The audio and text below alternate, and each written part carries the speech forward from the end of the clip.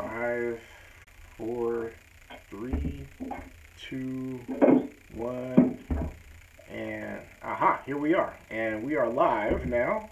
Hey folks, welcome to what's going to be another really exciting, great live stream show with a man I'm going to have to eventually pay if I keep doing this, which I'll be very happy to do. Oakland Raider legend Ray Chester is here, folks, and really honored to have the legend right back with us. And I want to start right off by talking. Ray, how you doing, first of all? You know what? My week's been ruined, man. I was very much expecting a victory tonight over Denver, and just extremely disappointed, yeah. Why do you think we lost? Wow, good question. Well, we got outplayed. We definitely got outplayed. We got outcoached. And we got outplayed. I mean, Denver came, Denver always comes. When they play us, they always come ready to fight. They always come, willing and ready to try to throw more punches than we do. I just think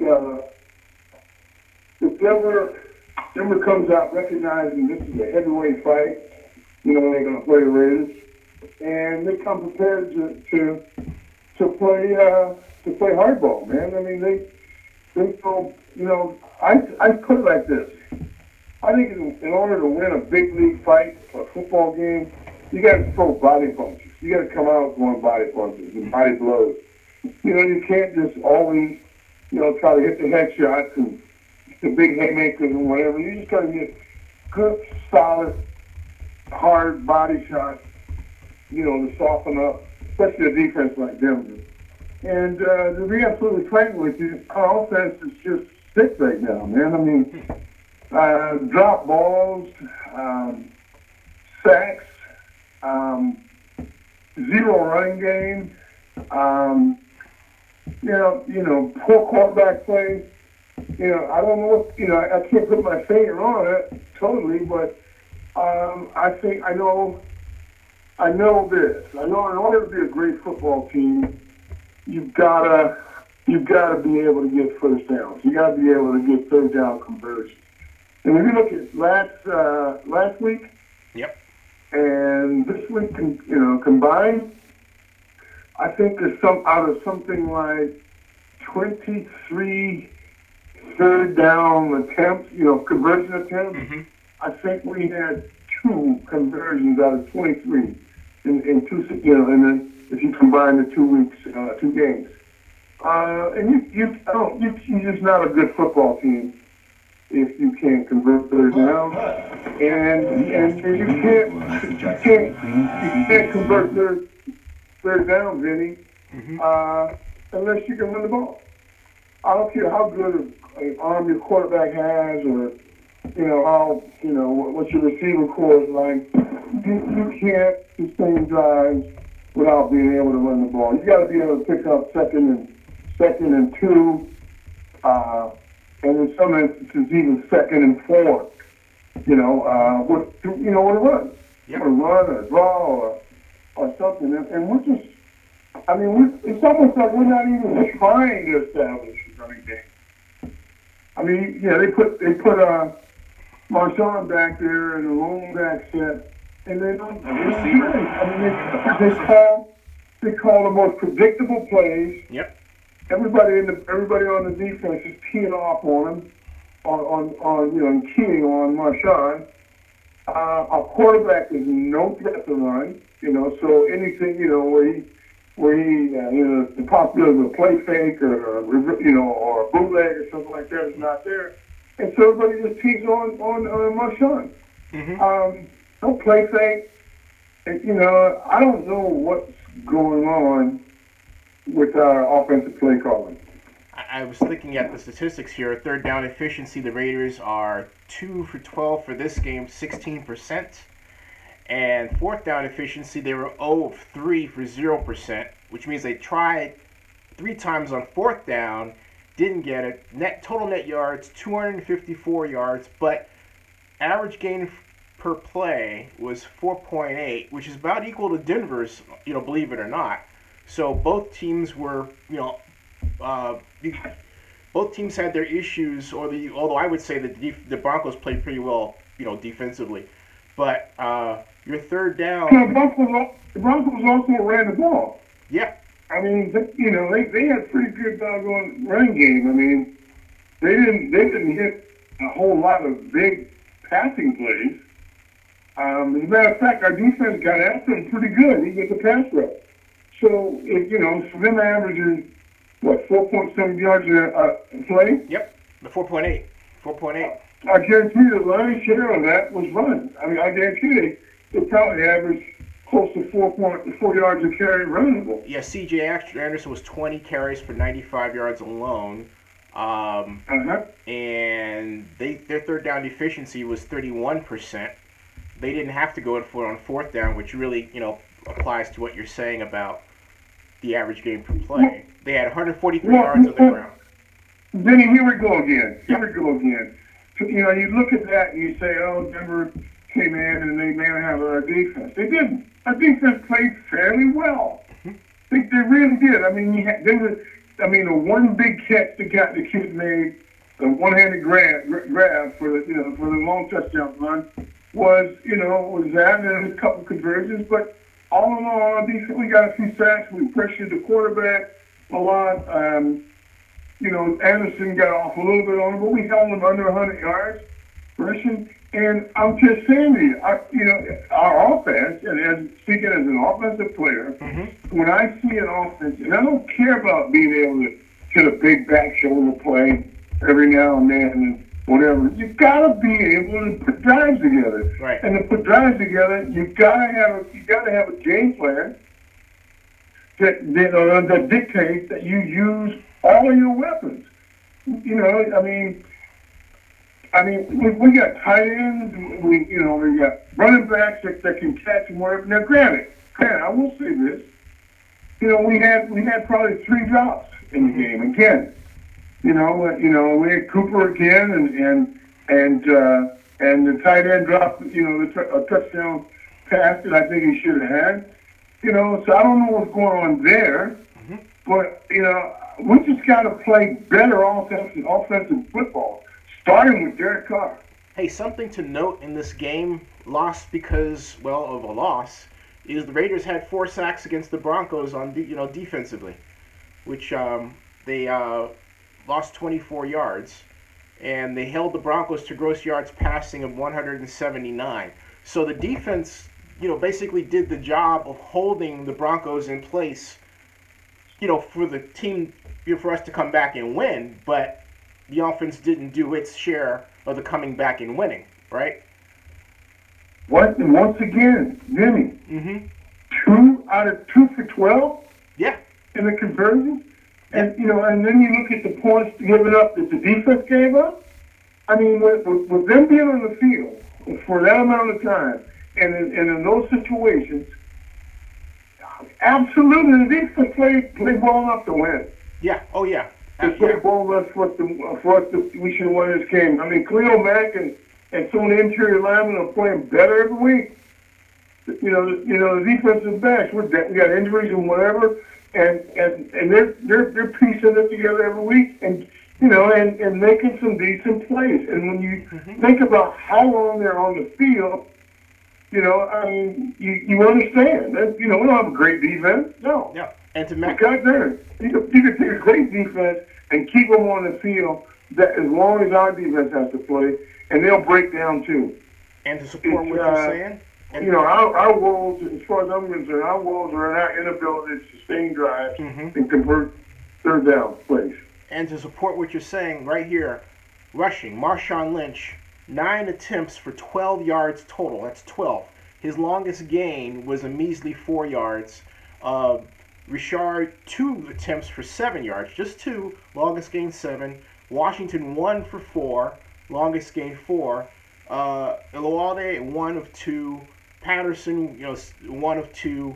King 1 for -3 yards. So right here we see the Raiders running. Okay. So here's the deal. Mm-hmm. Okay, so I'm going to throw out King, and I'm going to throw out Patterson. Mm-hmm. Right. Right. To my count, you had 12 rushes. Mm-hmm. 12 rushes. Okay, now normally in a game, if things are going just average, you usually have about 60 plays, 60, 65 plays. Right. In a game, right. Offensively. Right? Right. And okay, so with 12 rushes? Yeah. 12 rushes, and here's the thing. We've got very, very good running backs. Okay? I'm not gonna you can't tell me that Beast Mode is not a better running back than that. Than what the statistics show. Mm-hmm. You can't tell me that it's his fault that he's being unsuccessful. You can't tell me that. The guy runs too hard. Right. And plays too hard for that. You can't tell me that the 2 little scat backs that we have coming off the bench, Rashad and the other running back, you can't tell me that those kids don't have more talent than that. Yeah. Rashad in Washington. And talking about Washington. Yeah. Washington. Yeah. Yeah. And then we finally decided, okay, so we put Jameis in the game. And I don't know if you noticed, but the last 5 minutes of the game, Jameis playing fullback mm-hmm. and running routes out of the backfield, but bumping Von Miller. Yep. Harassing him before he went out. But Von Miller was totally non-existent for the last 5 minutes. I noticed. Completely noticed. Okay. So I mean, there's something seriously wrong with our offense.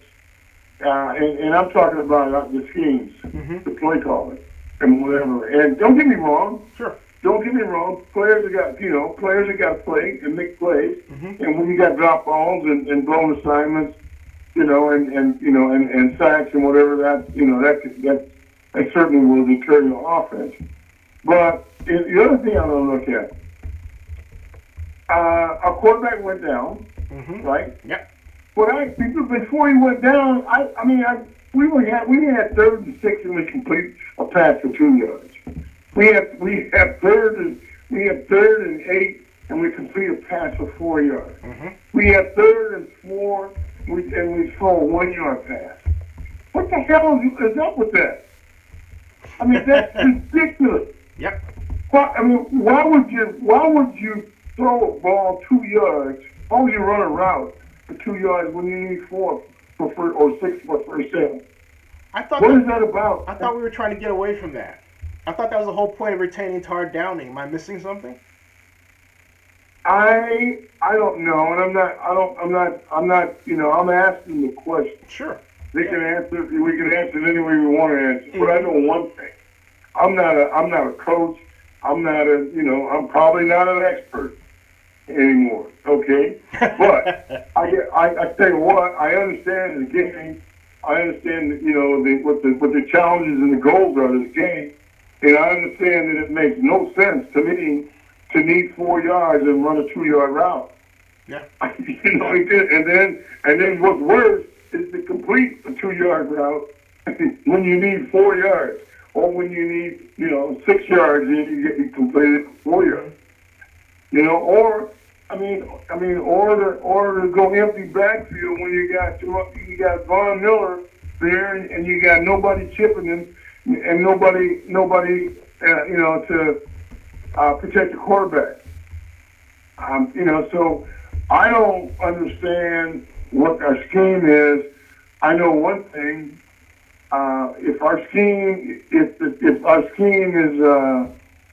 If the last 2 weeks' performance is based on us trying to implement our scheme, granted we have some misfires from the players, mm-hmm.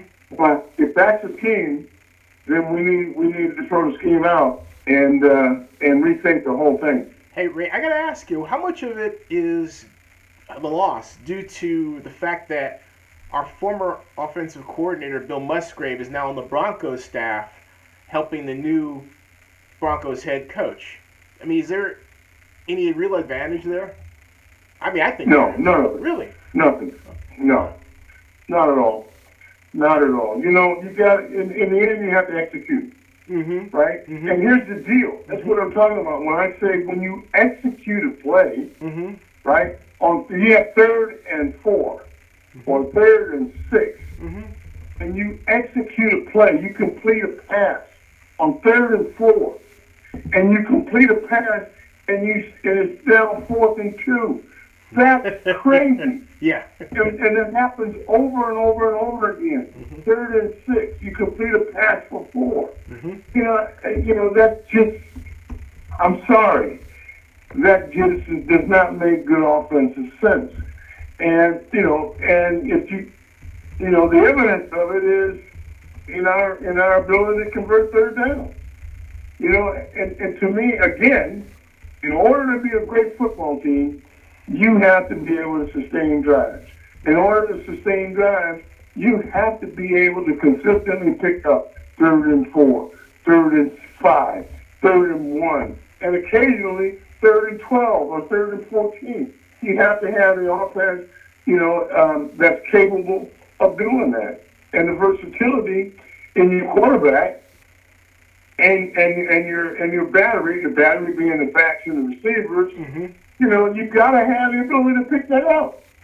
And don't even talk about being a championship team if you can't do that with consistency. Right, absolutely. Don't even think about it. Absolutely. Hey, so what about E.J. Manuel coming in for Derek Carr? E.J. Manuel, 17 passes, 11 completions for 106 yards, 1 interception, no touchdowns, but he actually, you know, from a percentage perspective, did better and threw some better passes than Carr. I mean, well, you know, let's make no doubt about it. Carr is going to be, you know, the Raiders' quarterback. He's a franchise player. I mean, you know, with the new contract they just gave him, they're not going to allow anybody to challenge him. You know, he's going to he'd have to drop dead in order, you know, not to be the quarterback, the franchise quarterback. But what I will say, and I noticed this in training camp, E.J. Manuel is got a really good throwing arm. He's got good presence in the pocket. He's tall, and you know, and it's evident tonight. I mean, he came in and he was accurate as I don't know what. And the thing I saw him do that I haven't seen Derek do in the last couple games very well is I watched E.J. go, you know, actually survey the field and go to a second or third receiver, you know, during the pass play. You know, so I think he showed very well. I mean, in the situations, it's unfortunate. The interception was unfortunate. I won't imagine if Cooper had caught that pass. I'll say this: the interception was a 50-50 ball, right? And you know, and we got outplayed. I mean, the defensive guy outplayed Cooper. You know, there's an old saying, you know, among old school receivers, is that if I don't catch it, I'm not letting anybody catch it. You know, so I don't know. You know, I mean, and I assume Cooper made his best effort, and it just turned out the other guy made the catch. Hey, I want your opinion on Cooper. This is something I said to a friend of mine in preparing for our talk tonight. I said that my view of Cooper is that in Alabama he was the man, but with the Raiders he is not the man, and you have to have him designated the man for him to play like the man. Otherwise, you get like a 50-50 effort. What do you think about that observation? I don't know him well enough to know, you know, what kind of psyche he has, what personality he has, or whatever. But let me tell you something about being the man. A lot of times, you know, when you're the man, you know, when you caught a lot of balls and whatever time, a lot of times you have to understand that you are a man when you run a route, and every route you run, there's two guys covering you, three guys looking at you, covering you. Sometimes it means that you just have to you have to take the heat away from all the other receivers. That's what happens when you're the man. Mm-hmm. That's what happens when you become a great receiver. You have to now learn how to beat double coverage. You have to now learn how to beat the jam. Consistently. And you have to now know how to make sure that you're the one that wins the 50-50 battle. Like tonight on that ball that was thrown up. You got to win those. If you're the man. Yes. You see what I'm saying? Absolutely. And a lot of times, when I thought I was, a very, very good player, I had to settle for the fact that I was being double covered everywhere I went on the field tonight. Mm-hmm. Everywhere, I didn't catch 2 balls, but everywhere I went on the field, I was taking 2 guys with me. And the guys around me were catching the ball, catching balls and doing their thing. How do you think a guy like Cliff Branch, or Blendikoff, they had double coverage all the time. Hey, something else in your career, they were hitting you as you were running the pattern, right? You weren't allowed. Of course they were. You weren't. See, today they're allowed to run free. You were getting beat up once in a while. They could hit you until the ball was in the air. Mm-hmm. They could hit you all the way down the field until the ball was in the air. But going back to Cooper, I don't know. I was talking to a friend tonight, and I said if I was the receiver coach, I would, maybe they know something I don't know, but I'd call back to Alabama, to whoever's coaches were in Alabama, and ask what's up with this kid. Tell me what about his personality. Tell me about how do you motivate him? Mm-hmm. Because I just think the guy's got all kinds of talent.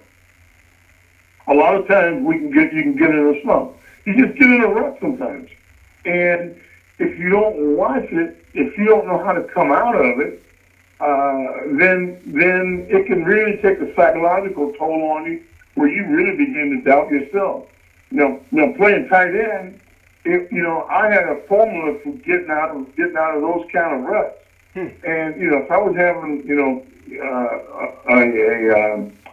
if I was having some serious doubts about my confidence about my ability to catch the ball, mm-hmm. then I simply would focus on blocking, and I just say, okay, I'm not catching the ball today or whatever, but I'm gonna knock the heck out of these guys and blocking. And so I could regain my confidence just by knocking a few guys down.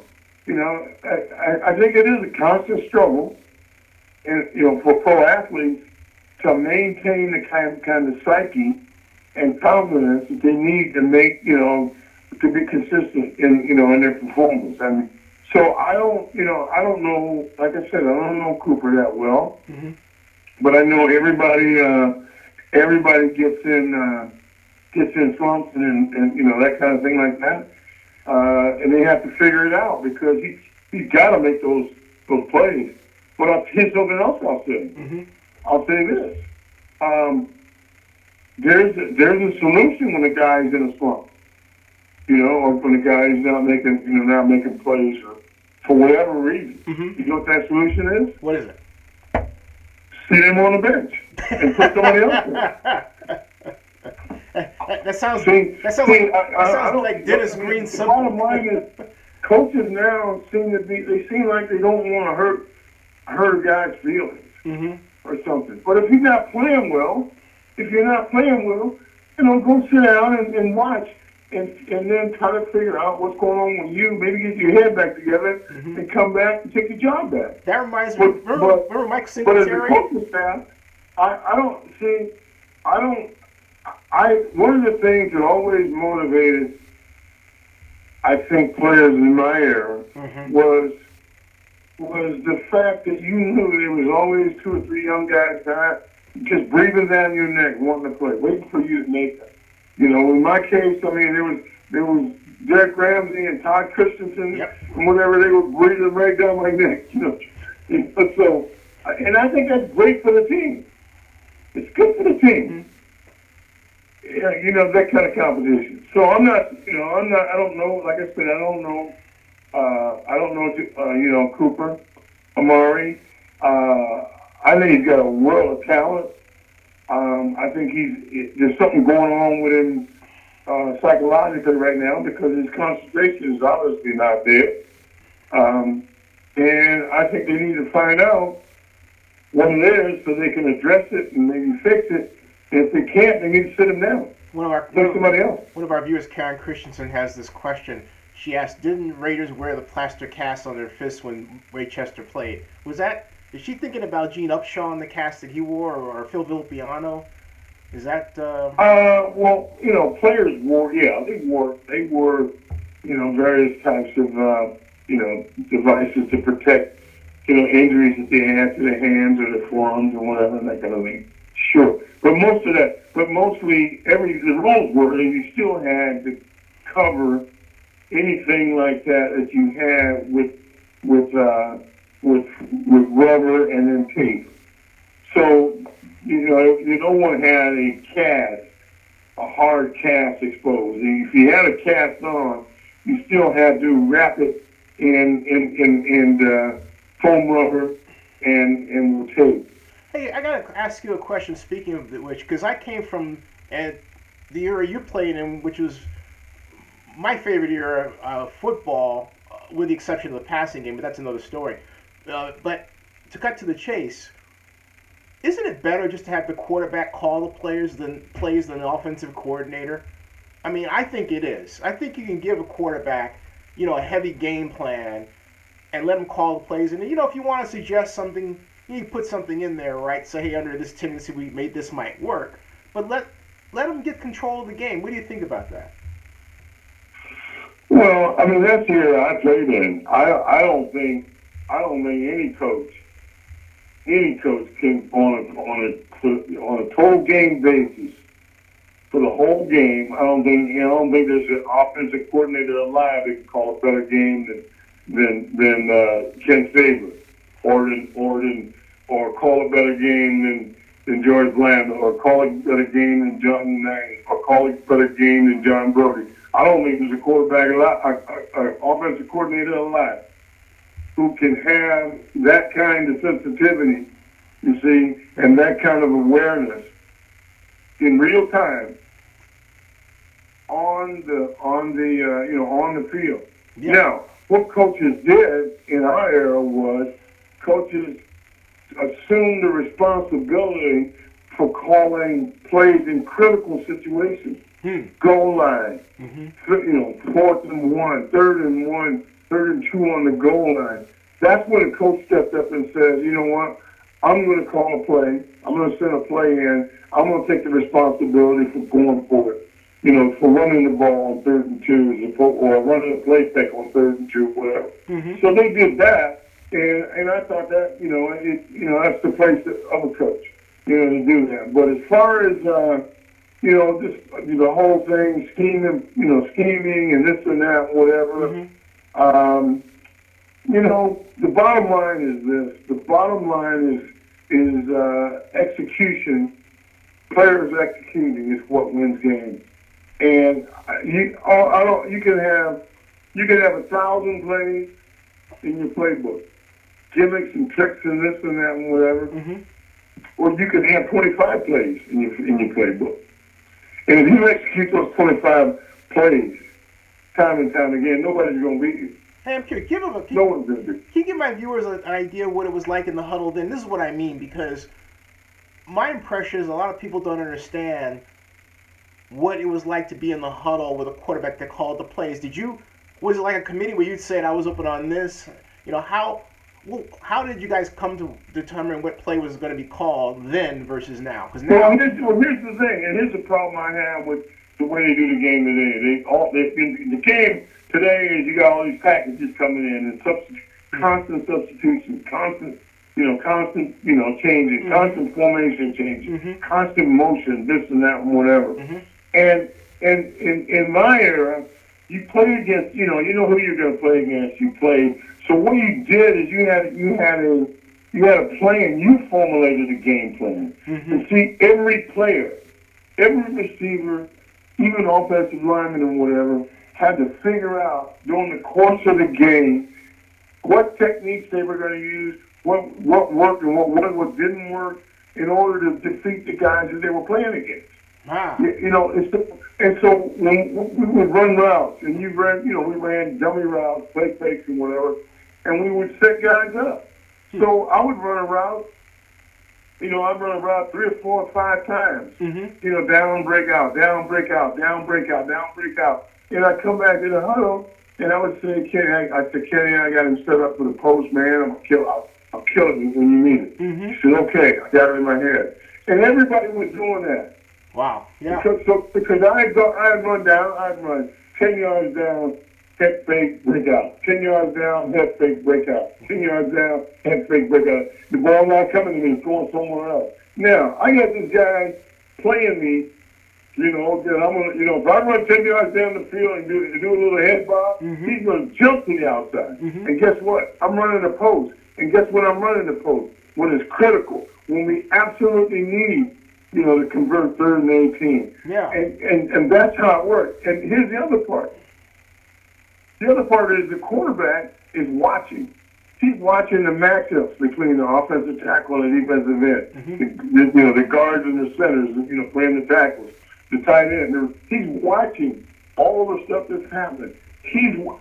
So when he gets in the huddle, he knows who has been getting the crap beat out of him. He knows that, you know, over there Joe Green has been killing, you know, George Buell. You know, so he goes, doggone well, I'm not going to run the ball over George.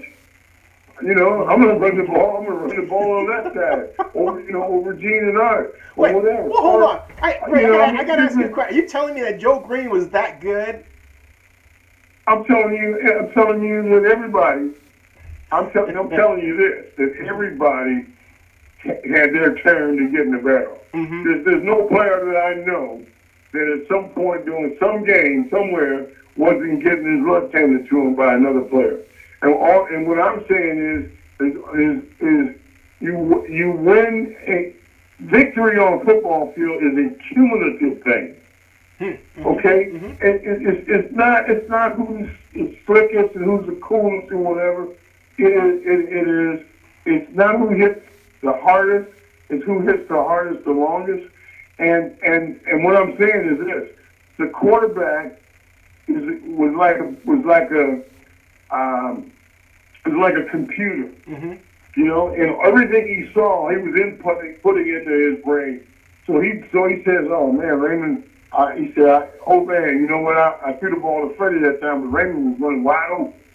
So I'm going to call that formation and call that again, you know, and fake, you know, pump fake like I'm going to throw it to Freddie and I'm going to throw it to Raymond." That's the kind of stuff that great players did. Yeah.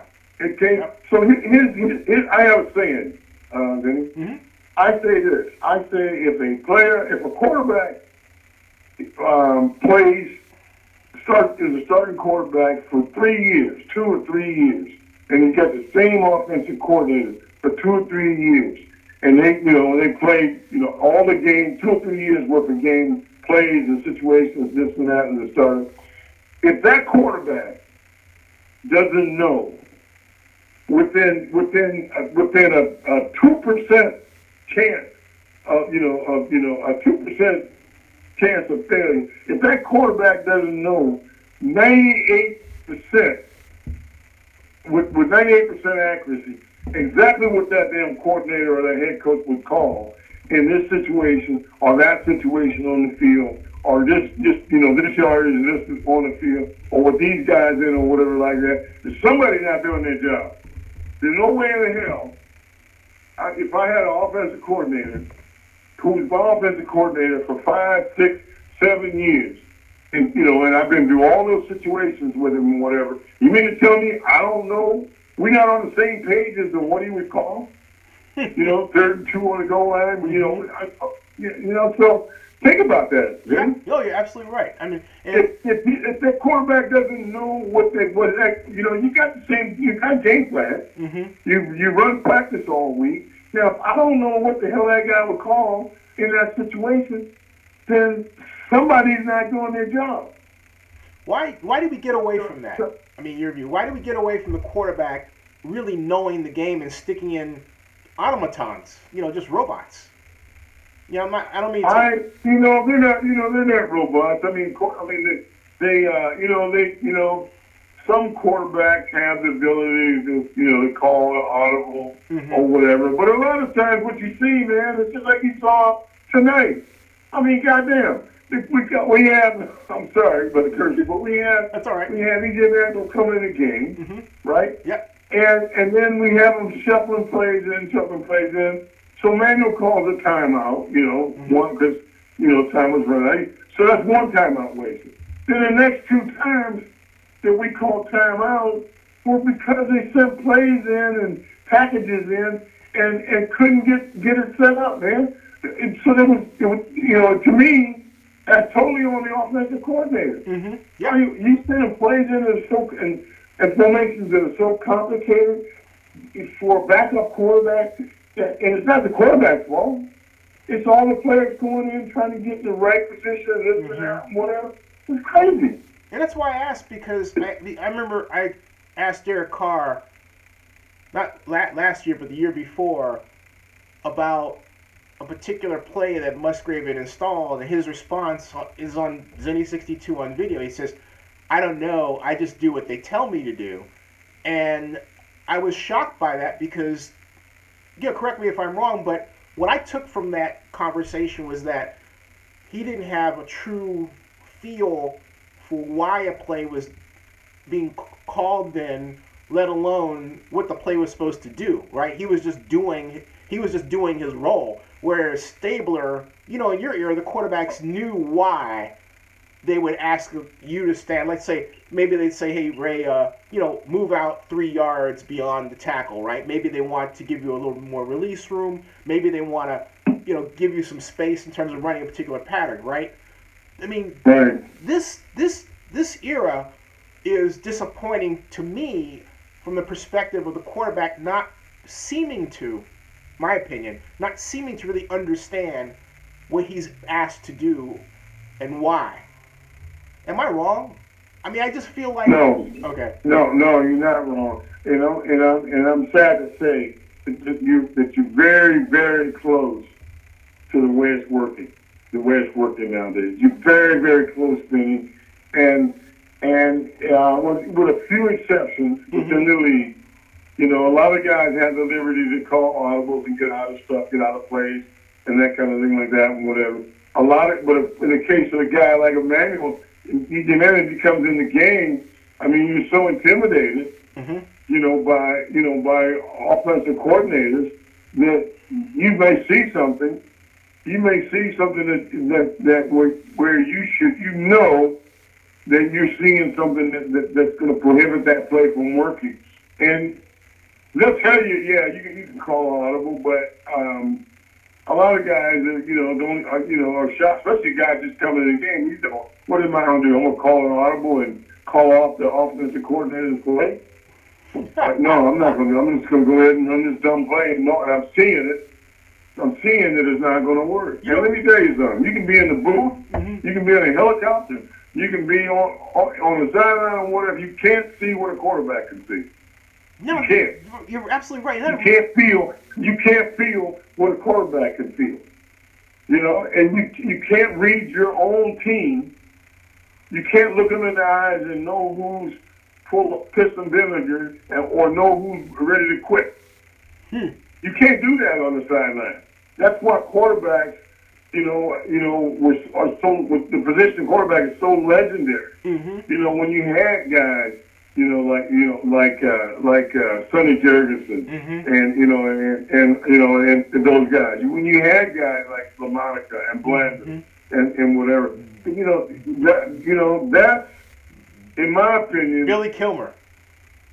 That's the biggest thing that's missing in this game. And guys, the miracles that those guys perform.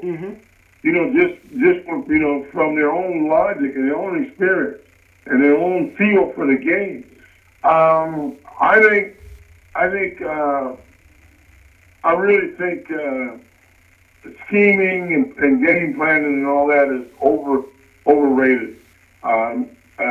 The time that they spend putting in 300 plays and this and that and whatever, I think should be spent teaching guys to execute, teaching guys to not make mistakes, teaching guys to absolutely understand the blitzes and blitz pickup and side adjustment and all those things. But they don't have time to learn those skills, to perfect those skills. They don't have time to do it. They're too busy putting in 300 plays and 300 formations and switching guys out. And it's like, it's a whole new game. And if you had a couple coaches on the other end of the line, they would say, Raymond doesn't know what he's talking about. The game is so complicated. The game has changed. Yada yada yada. The game is so fast. And I would say all this bullshit. The game is slower than it was when I played. Is it really? It really is. Is it that we just make with all the stuff, with all the substitution, really, all the timeouts, all of the doggone replay, all the commercials. Are you kidding me? And every play got to come in from the sideline, and along with 3 or 4 guys running in and running out and whatever. How's the game faster? Is it that we made it more complicated? It's not that it is complicated. It's just that we make it more complicated just to give more people ways to make money. Not that there's anything wrong with that, but there's just got to be some reason why. Well, I guess in this age of specialization. No, it's not complicated. It's execution. It is execution. Plays aren't designed to fail. They're designed to win, to be successful. But to be successful, I mean, you can't trick people. For 60 minutes, you can't trick people for 60 minutes, and or for a season or whatever. Sometimes you just gotta outplay them. You really have to out execute them. And so I'm all about fundamentals and execution. Catching the ball, not fumbling, not going offside, not getting penalties. Understanding how to pick up blitzes, who you're supposed to block, what your side adjustments are, how to read the zones and defenses, how to find the gaps in the zones, and that's what I'm about. And trying to design a play to beat every defense that you think the guy, team set up the end or whatever like that it's kind of futile, I believe. Yeah. I think execution, and if you guys know what to do and have the liberty to do it, it's the athletes out there that are the geniuses. I agree. They have athletic genius. If you let them display the athletic pros that they have, there's when you see the genius on the field. That's some of the athletic things these guys can do if you let them. Keith Farmer, are incredible. Former 49er linebacker Keith Farmer said exactly the same thing. And hey, I know you got to catch a flight in the morning, so maybe make this the last question. We'll move forward and look ahead to the Raiders at home versus the Baltimore Ravens. Your thoughts about that upcoming game? I think the Ravens sort of took it on the chin once again this week, but they don't look as good as I thought they were going to this year so far. Well, let me put it like this. Some of the things I said may sound like I don't like the team or I'm down on the team. I'm not. I am not. I think I like our head coach. I like the talent we have. I like this team.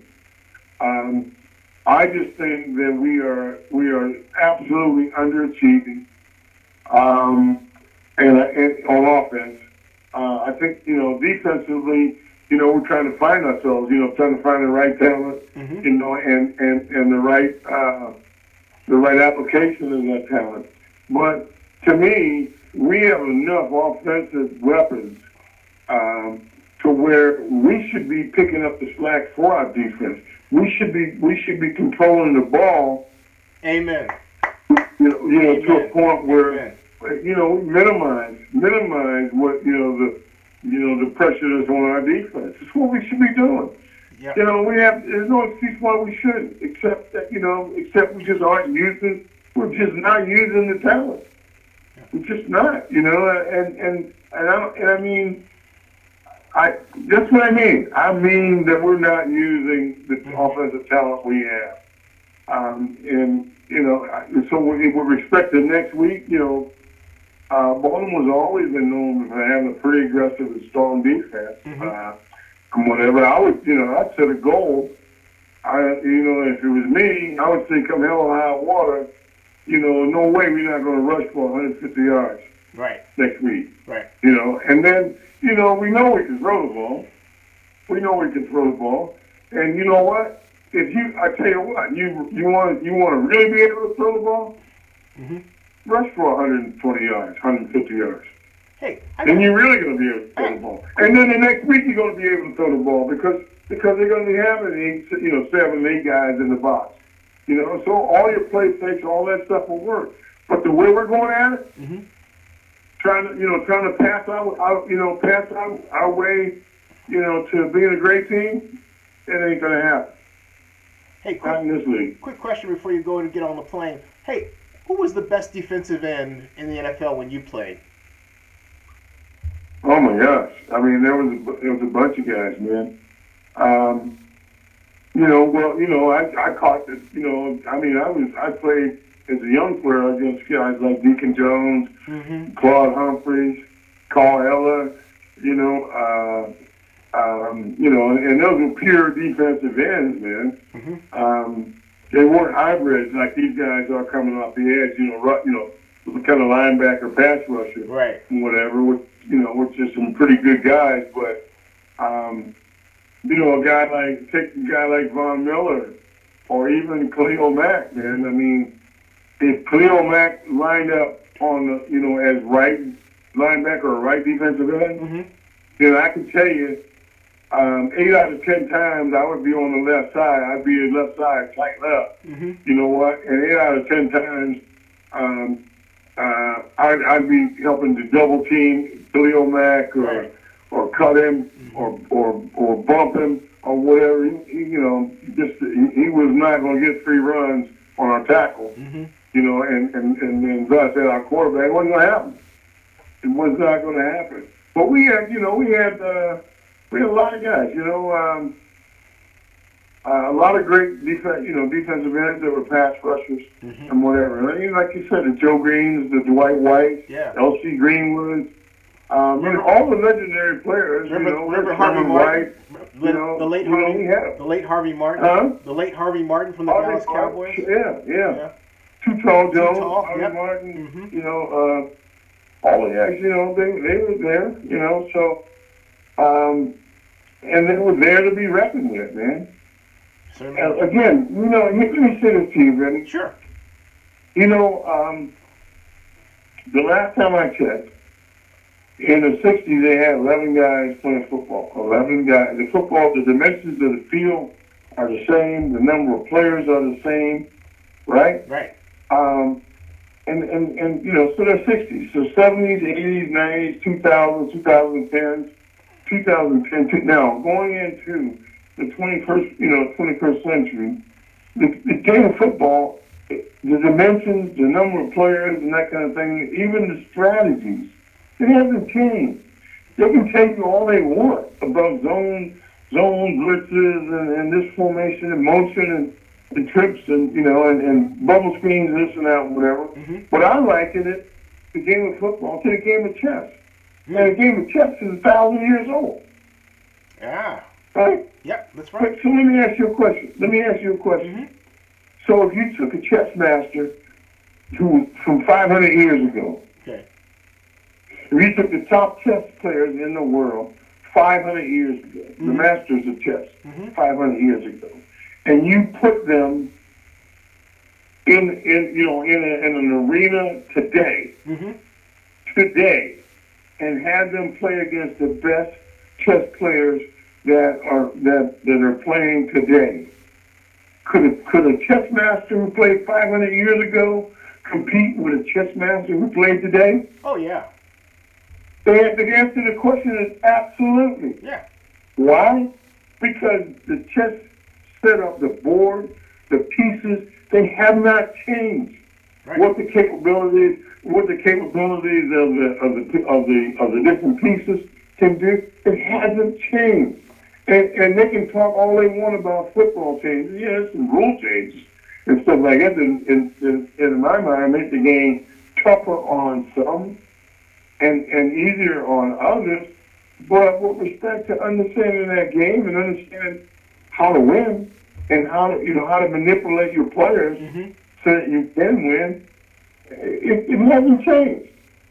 It just hasn't. I don't care what they say. Hey, it has not changed. One of our viewers wants to know real quick, what do you think of O.J. Simpson being released from prison early this morning? You know what? I think O.J. Simpson has been under the jurisdiction of the courts and the legal system for a long time now. Yeah. And I think that he is. He's been under that system. The system says that they're going to release him. They have released him. Whatever the terms are, I don't know. And so what I can say is that, I guess it's justice, at work. I guess it's the court systems and the legal system at work. That's all I can say. I don't make a judgment about whether he is guilty or not or what. I know he was found in one instance not guilty, and then he got in trouble again, and they he's found guilty and they sentenced him, and he served almost 10 years in jail, and now the system is saying you can get out on parole, I guess, or whatever. I hope he has better. I lived next door to Melvin Simpson when we was a teenager at Watergate and Emeryville, and my mom, of course. And I'll just say, really shorthand, I felt that O.J., over his time, picked out, in some cases, the wrong people as friends, and I think that's what got him in trouble in Las Vegas. He had people who were enamored with his celebrity, but they didn't think enough about him to just say something in terms of common sense, like, hey, man, don't do this. And that's what. And I hope he gets better friends this time. A lot of people. Well, you know what? I hope the justice system has worked. We surely have more than enough incidences of the failure of the justice system. Yes. Yes. Boy, in the last decade for sure. There's a whole lot of evidences of people who it looked like and smelled like and felt like, they were guilty as hell, and they've walked scot-free. Yep. So I don't, I'm not going to make a judgment. I think, I'm a person, I believe in God. Yep. And I believe in karma. Same here. Yep. Too. And I just think, that I just hope that we got it right. I don't know. Yeah. I hope we did. Me too. I remember O.J. from my playing days and whatever, and I always thought he was a great guy. Yeah, absolutely. I claim that I didn't know him that well, but every time I interacted with him, he was a class guy and treated everybody that I ever saw him interact with. He treated them well. Yeah, same. So I don't know. Yeah. When I was guest of his brother, actually, when O.J. went to play for the 49ers, when Bill Walsh was just hired, and I was honored enough just as a person who was a neighbor of his brother to sit with the family and everybody, and everyone was really, really nice. I mean, I can't say enough about how great they were. So it hurt me to see what happened with him and everything else. I just wish the best for him. I really do. I do too. I do too, and I know there are people that are. It's amazing how many people are, just incensed, about what.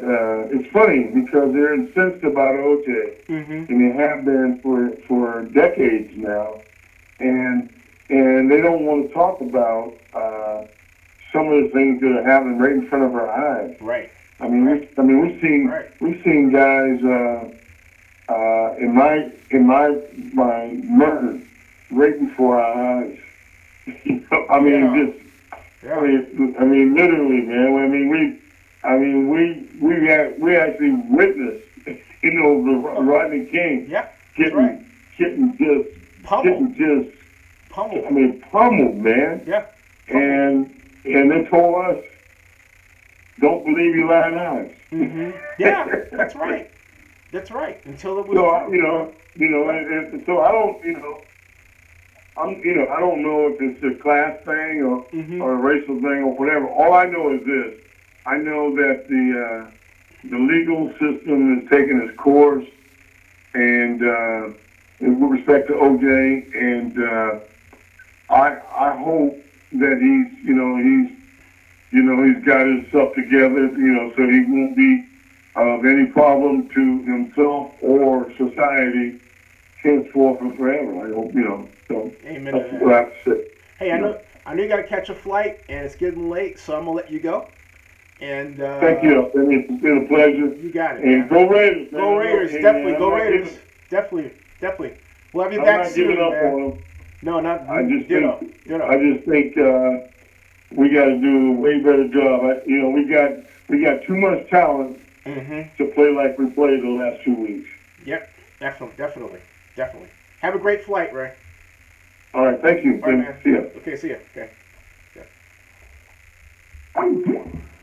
Oakland Raiders legendary Hall of Fame level tight end, should be in the NFL Hall of Fame.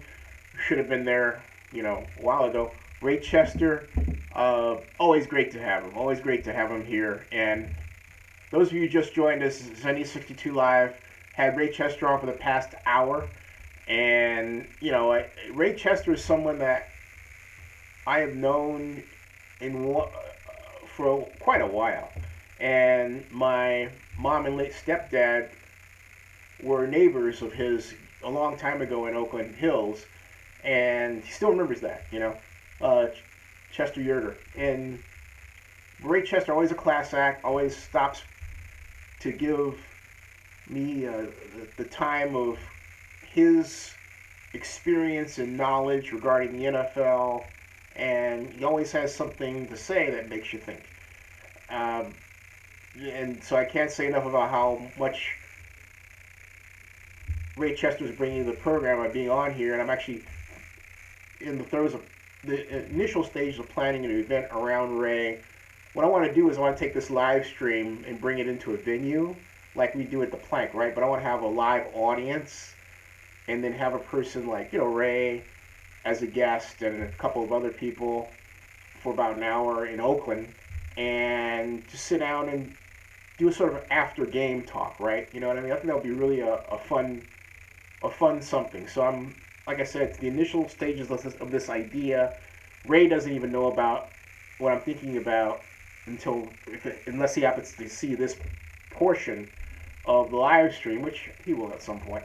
But that's what I'm thinking about, because it lends itself to that. And someone else said to me, who was actually, I think it was Boss, said that we'd like to see more interaction. And I thought, well, what better way to install interaction, aside from the interaction we have with you leaving the chats and everything else, than to have a live audience in a place. Studio audience, if you want to say that. Although it's not really a studio, I'm thinking more like a cafe. But I digress. Anyway, 831 Scott, how you doing? 831 Scott says Cliff Branch and Fred Blitnikoff were amazing as well, definitely. Raider Nation says Hendricks, tell you about Ted Hendricks, who I interviewed at training camps, is one of his all-time favorite Raiders. Now, I go back, and Karen Christian says she loved the 70s Raiders. And I go back to the 70s Raiders and the 80s Raiders, and I go, 80s Raiders, 90s Raiders, aughts Raiders. Aughts is like 2000 to 2010, right? Aughts, right? And of course, 2010 to present day. If those are the aughts, what is the second decade of the 21st century? What is that called? Karen Cruz says John Madden is a football god. I quite agree. Hey, those who just joined us, welcome to Zenny 62 Live. And we just had on Oakland Raiders legendary tight end as a guest for the second time. And he's going around a really incredible trip. So wanted to make sure he got his rest, and also wanted to make sure that his better half wasn't really mad at me. So if she saw me, she would be going, God, Zenny, I'm just kidding. but sort of. But anyway, it's always fun to have him on because Ray Chester is a living bridge to football's golden age, the NFL's golden age, where it was just getting into the living rooms of Americans because you had the one TV set, and like that set, but bigger, and it was only available on 3 networks, and so it was more of a water cooler that the NFL benefited from, and then the NFL became shaped by legendary games, like for example the Heidi game in 1968, and the Heidi game was where the Jets were pummeling the Oakland Raiders by, I think, over 2 touchdowns in the fourth quarter, late in the fourth quarter, and NBC cut away to show the movie Heidi. That's right, they cut away to show the movie Heidi, and the nation went berserk. Meanwhile, as the nation's going berserk, the Raiders came back to win. That's right. That game really was a major mark in the establishment of the NFL as a major part of pop culture. Games like that. And you can go on, and of course there were great Super Bowl games. First Super Bowls were blowouts, right? And then comes Super Bowl 10 with the Dallas Cowboys pitting the Pittsburgh Steelers in the Orange Bowl. That was a thrilling contest that the Cowboys could have come back to win, but didn't. And of course they had the first rematch in Super Bowl 13 between the Pittsburgh Steelers and the Dallas Cowboys, and Steelers came back and won that one pretty much by the same margin, I believe. Great games. And great games. And of course we had the Niners era, and we had the Raiders era. A lot of history there. A lot of history that, in a sense, parallels American history. And we have a great, glorious NFL present day, which, in spite of what the current person in the White House says, is doing really, really well. In fact, arguably because lately of him. But I digress. What is going on with the Raiders? Now, Raider Nation says the Raiders won. That's right. And Karen Fisher says Phil Villapiano was great, crazy, and great. Karen, I interviewed Phil Villapiano. In fact, if you go here later, or now, you can see my interview with both Phil Villapiano and Conrad Dobler. Actually, I ran it once before on this show, I believe, but one day I'm happy to do it again. Well, what would be even better is to have them have more players on like that. In fact, it would be great to have that as an event. Ray Chester, any other local Raider greats that are around, like Clem Daniels or something like that, right? So, Uncle Larry, hey Uncle Larry, how are you, Uncle Larry? Oh, by the way, if you like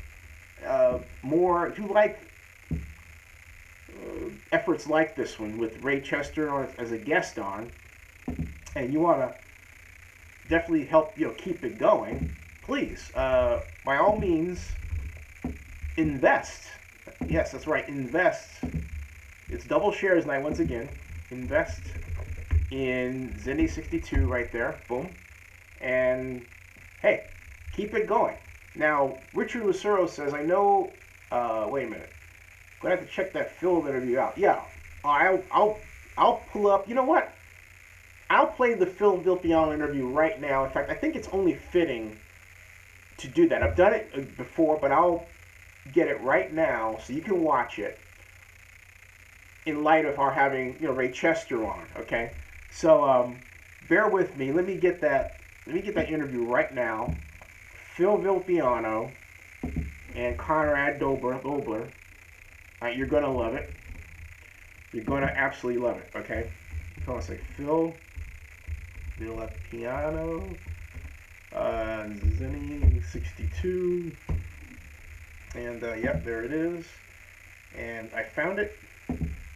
Okay, folks. In the words of Samuel L. Jackson, in Jurassic Park,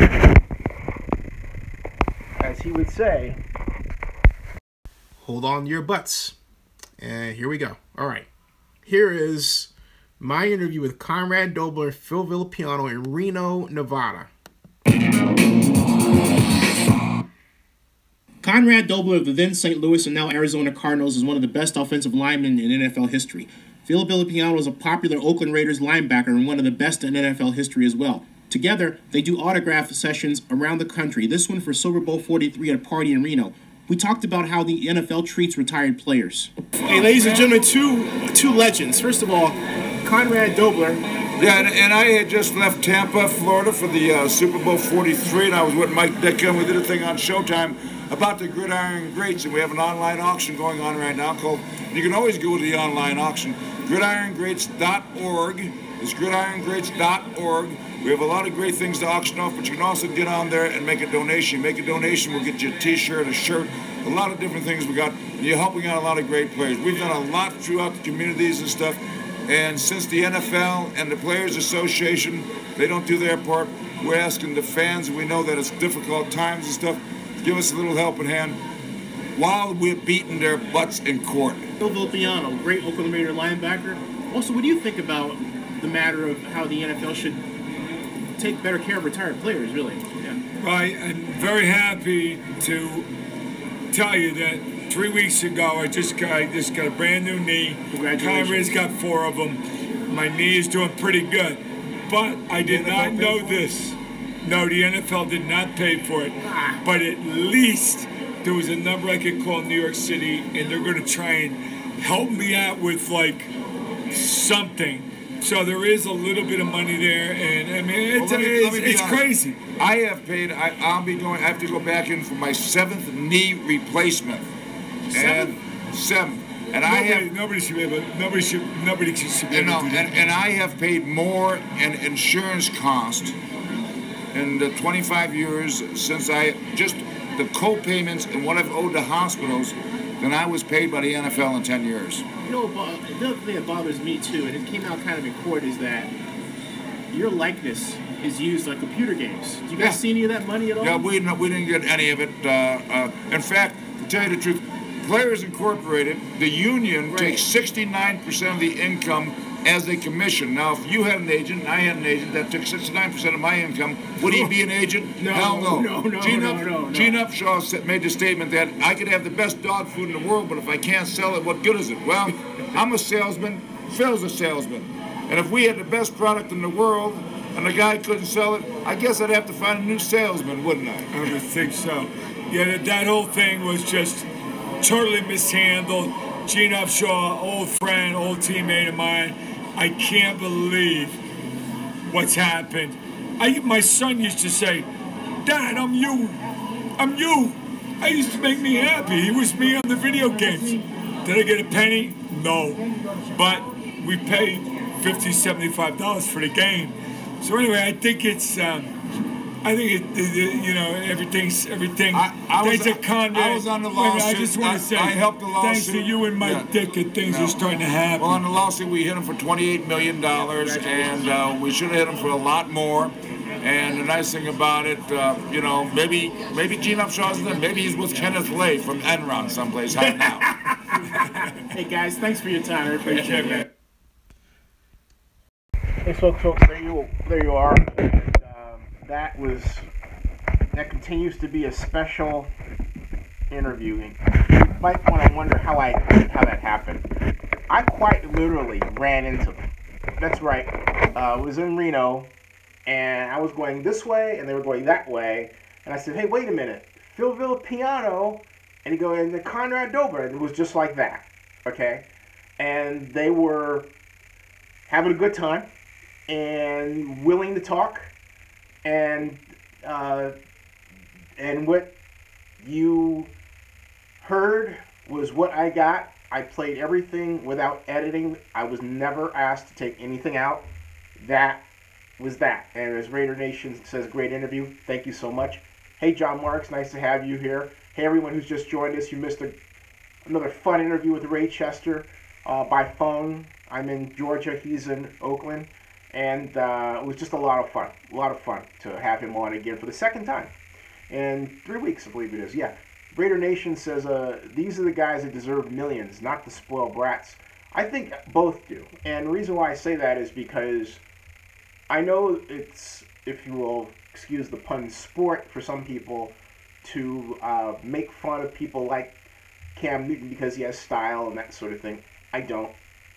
And I don't because his way, his fashion way sets trends in a highly image conscious society. But that aside, they get hit much harder than their counterparts because the players are faster by far and stronger by a lot. You didn't have linebackers that can run 4.5 40s just all over the place, or near 4.4 40s all over the place when Ray Chester played, he will tell you that, or Phil Villapiano, he'll tell you that, or Conrad Dobler, he'll tell you that. And now you have people who can do that, who also can bench press in a number of cases the amount of weight that's equivalent to maybe close to half of a Volkswagen Beetle. You've got other players like the Cam Chancellors, who can leap a car, actually a Beetle or a Mazda 3 in one bound. That was not the case when these gentlemen played.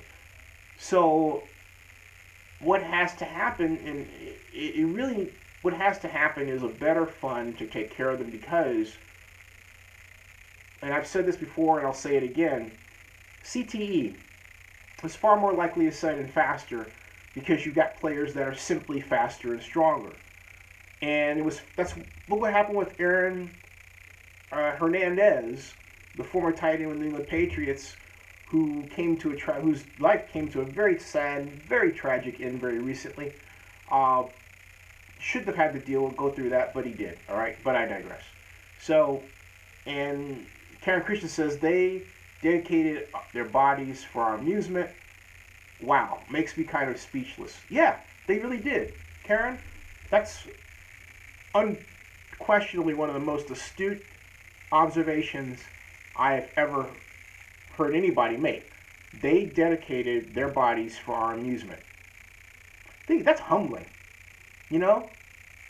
And so from that perspective, they should be compensated far more than they are. And with what goes on in the noggin, even more. And when you consider how, as I said a few seconds ago, their performance level has increased, well, the compensation level should increase as well. So, you think about the way Cam Newton was getting hit and the way the refs were letting him get hit. Folks, that stuff was criminal. I don't care what anyone says. That was criminal. Period. Criminal. All right, now I'll read your comments. Riz Lucero says, when we used to watch the Raiders back in the day in the 70s, we used to body slam each other playing football. Now in my 50s, I feel pain. Karen Christian says, my grandma, took care of a Redskin from the 30s. He was wheelchair bound from several arthritis in his knees. He barely had any protection and some leather cap on his head. Wow. 831 Scott writes, Deshaun Watson. Out of this world today. I know he was good, but I thought he would take a while to adjust to the speed of the NFL. It's interesting. Let me go back and read some of the clippings about Deshaun Watson in light of that. First of all, I could, but I don't want to show any video from today because I don't have the copyright for that. But I can talk about the statistics and, go from there. I could probably show just a little bit, all right? But here's the point. First of all, what did Deshaun Watson do for those who aren't aware? He tied a rookie record, 5 touchdowns in one game, 4 by passing, 1 by running. I can also have interviewed Deshaun Watson, and he let's see what his statistics look like so far for the league. We click on ESPN. A number of people are asking, hey, did the Browns blow it by passing on Deshaun Watson? I tend to think that a lot of people blew it. I really do. Right now his rating is, hold on a second, let me get rid of this. You want to see me? His rating is 77.5. He's thrown for 528 yards and 3 touchdowns this year. That's right. That's his career so far. Okay, he's got, in the game that he finished today against the Titans, he 25 of 34, 283 yards, four touchdowns, one interception, a quarterback rating of 125, his best to date. Average completion was 8.32 yards. In wins, he is 15 of 24, 125 yards, a 62.5 yard average, 5.21. His longest game 25, no touchdowns, no interceptions. That's weird. Okay, that stat is incorrect because it doesn't include the current game. So they need to correct that. This doesn't make any sense whatsoever at all. Deshaun last week against the Patriots was 22 of 33, 301 yards.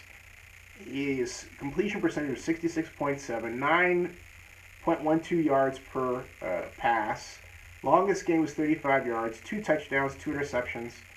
His QBR was 49.7 because of the interceptions. His overall rating was 90.6. So he's but listen to this, folks. Overall, he's on an upswing. His first game, his rating was 60.4. His second game against the Bengals, his first game against the Jacksonville Jaguars, he was 60.4. His second game against the Cincinnati Bengals, his rating was 75.9. His third game against the New England Patriots, he was 90.6. His fourth game against the Tennessee Titans, he's 125. That's 4 games and a constant per game quarterback rating improvement. That is an amazingly rapid growth cycle. I mean, you cannot call that anything but that. You just can't at all.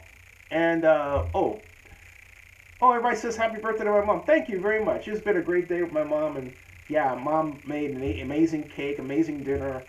Didn't want to go out to dinner. Just wanted to stay here, and I love just spending time with my mom. I just have to say I do. So Ritual Show says happy birthday to your mama Zinni, and may the Lord bless her with many more. Yes, thank you. And Ruben Ortiz says happy birthday to Mama Z. Thank you very, very much.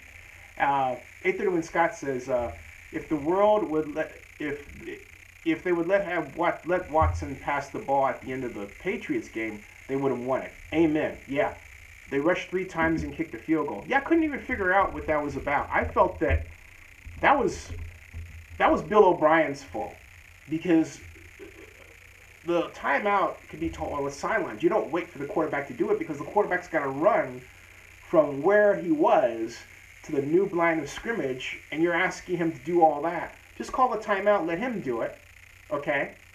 Call 30 seconds, come over, set your play, and then go on ahead. They could have won that game. And the Patriots were quite fortunate. The Texans did not have their time management skills together, okay? So, Pedro Galardo says, bummed about the Raiders losing, but pretty happy Patriots lost. Do you believe in the Madden curse? I'm starting to. I actually forgot about that.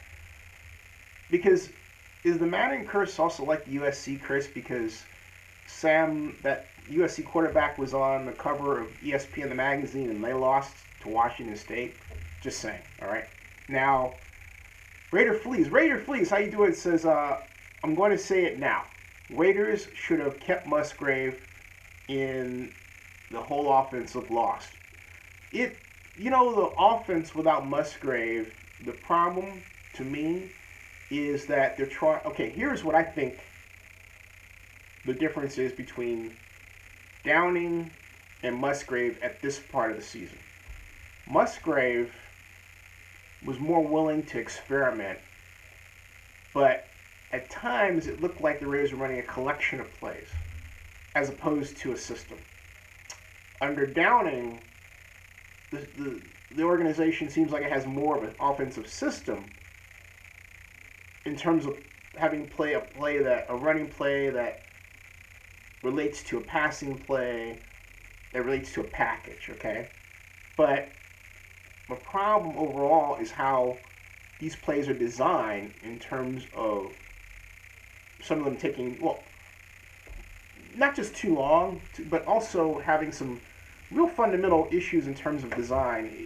I'm trying to see if this would work.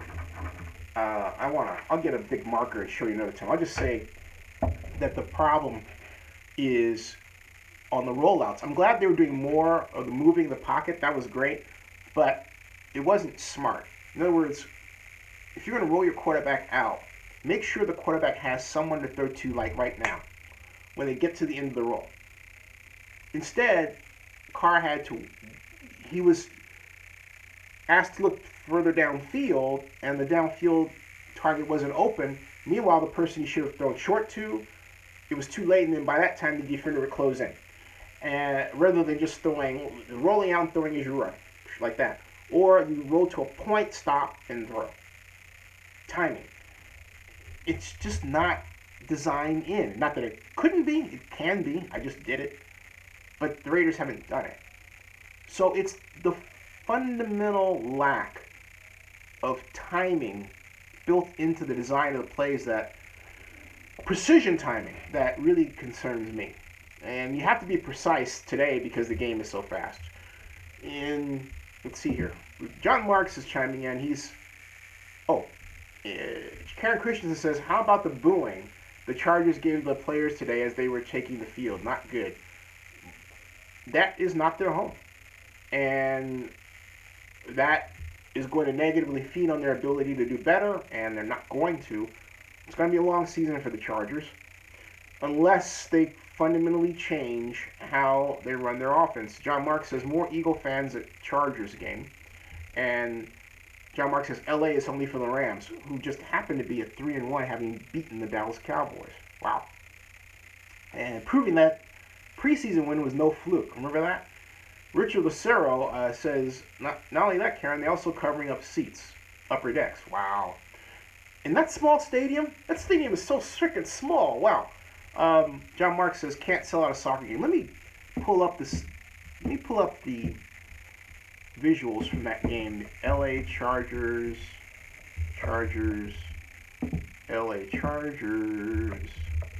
This is the grand and good old Eagles, right? Eagles. Let's see what kind of images we get from that game. We have, or news. Let's check out the news. First of all, Chargers lose heartbreaker to the Eagles. Don't have anything about the crowd. Let's see here. Let's try attendance. NFL Commissioner Roger Goodell was in the house for Chargers versus Eagles. Charger loyalty questions continue as Eagles fans arrive. Ooh. Eagles fans took over the Chargers stadium. This is what I'm looking for. Okay? This is by Andrew Joseph. Eagles fans took over the Chargers stadium. This is from For the Win. And this is what you're talking about, folks. Have a look at this. Can I expand this? Is this expandable? Watch this, folks. As Samuel L. Jackson would say, once again, hold on to your butts.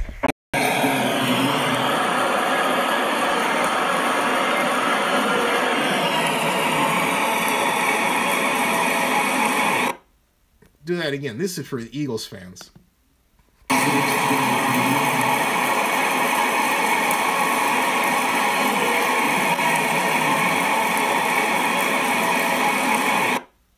Okay.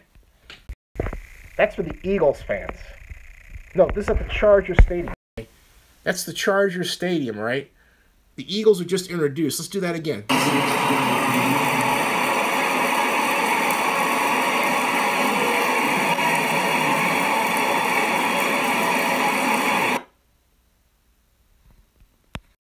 That's wrong.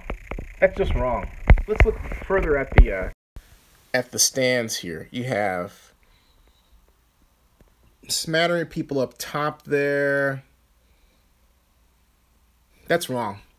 Bottom line is you've got more Eagles fans than Chargers fans. It's supposed to be your home stadium. Boy, doesn't that spell big mistake? That's awful. Oh, that's awful. You know, and someone on the Big Lead wrote this really stupid column that the Raiders had sellout issues. I'm not kidding you. I'm talking about this year and trying to compare the Raiders' problems to Los Angeles and San Francisco and to Los Angeles and San Francisco, okay? I thought this was nuts. They reported one game, the attendance being 54,476. You know, our capacity is restricted to, 56,000, somewhere in there.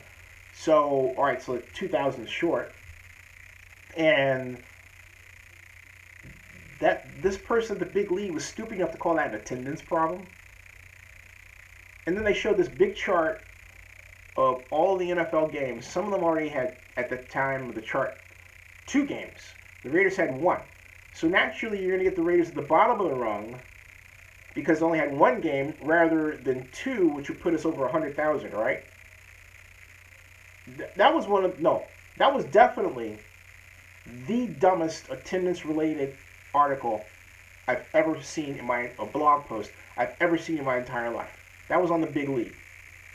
It was completely stupid. It was just massively stupid. It was, why are you trying to show the Raiders as they are not? Why are you trying to create the false narrative that the Raiders don't have fans in Oakland? All right, that's what they did. I'm not kidding you. It was dumb. Now, perhaps I'm giving some play to the Big League by mentioning them, but folks, I wouldn't waste time reading the Big League after stuff like that. I'm just saying. I wouldn't. It was awful. So, Chargers, let's see here. I'm going back over your comments now. And now you've got Richard Lucero says, not only that, Karen, they also covering up seats, the upper decks. And John Marks says, can't sell a soccer stadium, as I said earlier. 831 Scott writes, Mark Davis should be taking notes because I think the same thing is going to happen in Vegas if the deal comes through. I'm still not of the opinion that deal is going to pan out. 831 Scott says, in empty seats. John Marks says, yes, 831 Scott, Raiders in Las Vegas will be like the Chargers in LA. 831 Scott says, Raider fans travel well, so it might well be somewhat better, but not like keeping the team in Oakland. Karen Christensen writes, I saw they tarped the seats. Did you see that last week? They made the Bolt man take off his mask last week before he entered the stadium. And they have a political issue with Bolt man. Conscious Mind Soldier says, sign Colin Cap today or give RG3 the call. Our Raiders staff can't keep running from the truth. Well, here's the news. There's no need to do that. Derek Carr is coming back next week. He had kind of an irritation in the back, but it wasn't career ending. It wasn't season ending. It wasn't even game ending beyond coming out. He will play. He will start versus the Ravens, barring some other type of flare-up or what have you during the week. But Derek Carr is in place to play for the Raiders yet again. You can't count him out, so forget that. Corvette says Chargers also wore their away uniforms at home because they feel like they're on the road. Now, some teams, I'll tell you who started the whole deal about wearing their away games was Tex Schramm when he was general manager of the Dallas Cowboys in the 70s. And the reason, actually, they started doing it, the Cowboys did, in late 60s, because then you had a chance to see the opposing teams in their colors that you knew them most because they wore them at home. But Tex Schramm came up with the idea of having the Cowboys wear white with the idea that, hey, if they wear white, then the opposing team can wear their home colors on the road, and it made for a better marketing. So you could actually, if you wanted to see the Raiders, you could actually really see the Raiders in black. You weren't seeing the Raiders in their, their away colors, which weren't really the colors you knew them for. That was Tex Schramm's gift to the NFL, and it was copied most notably, most recently, by the Chargers.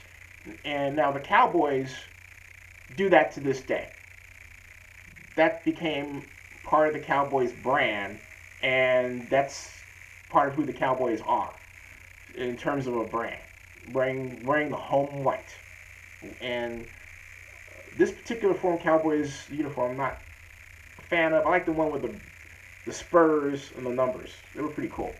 So John Marks says the NFL made a mistake in letting the Chargers go to LA.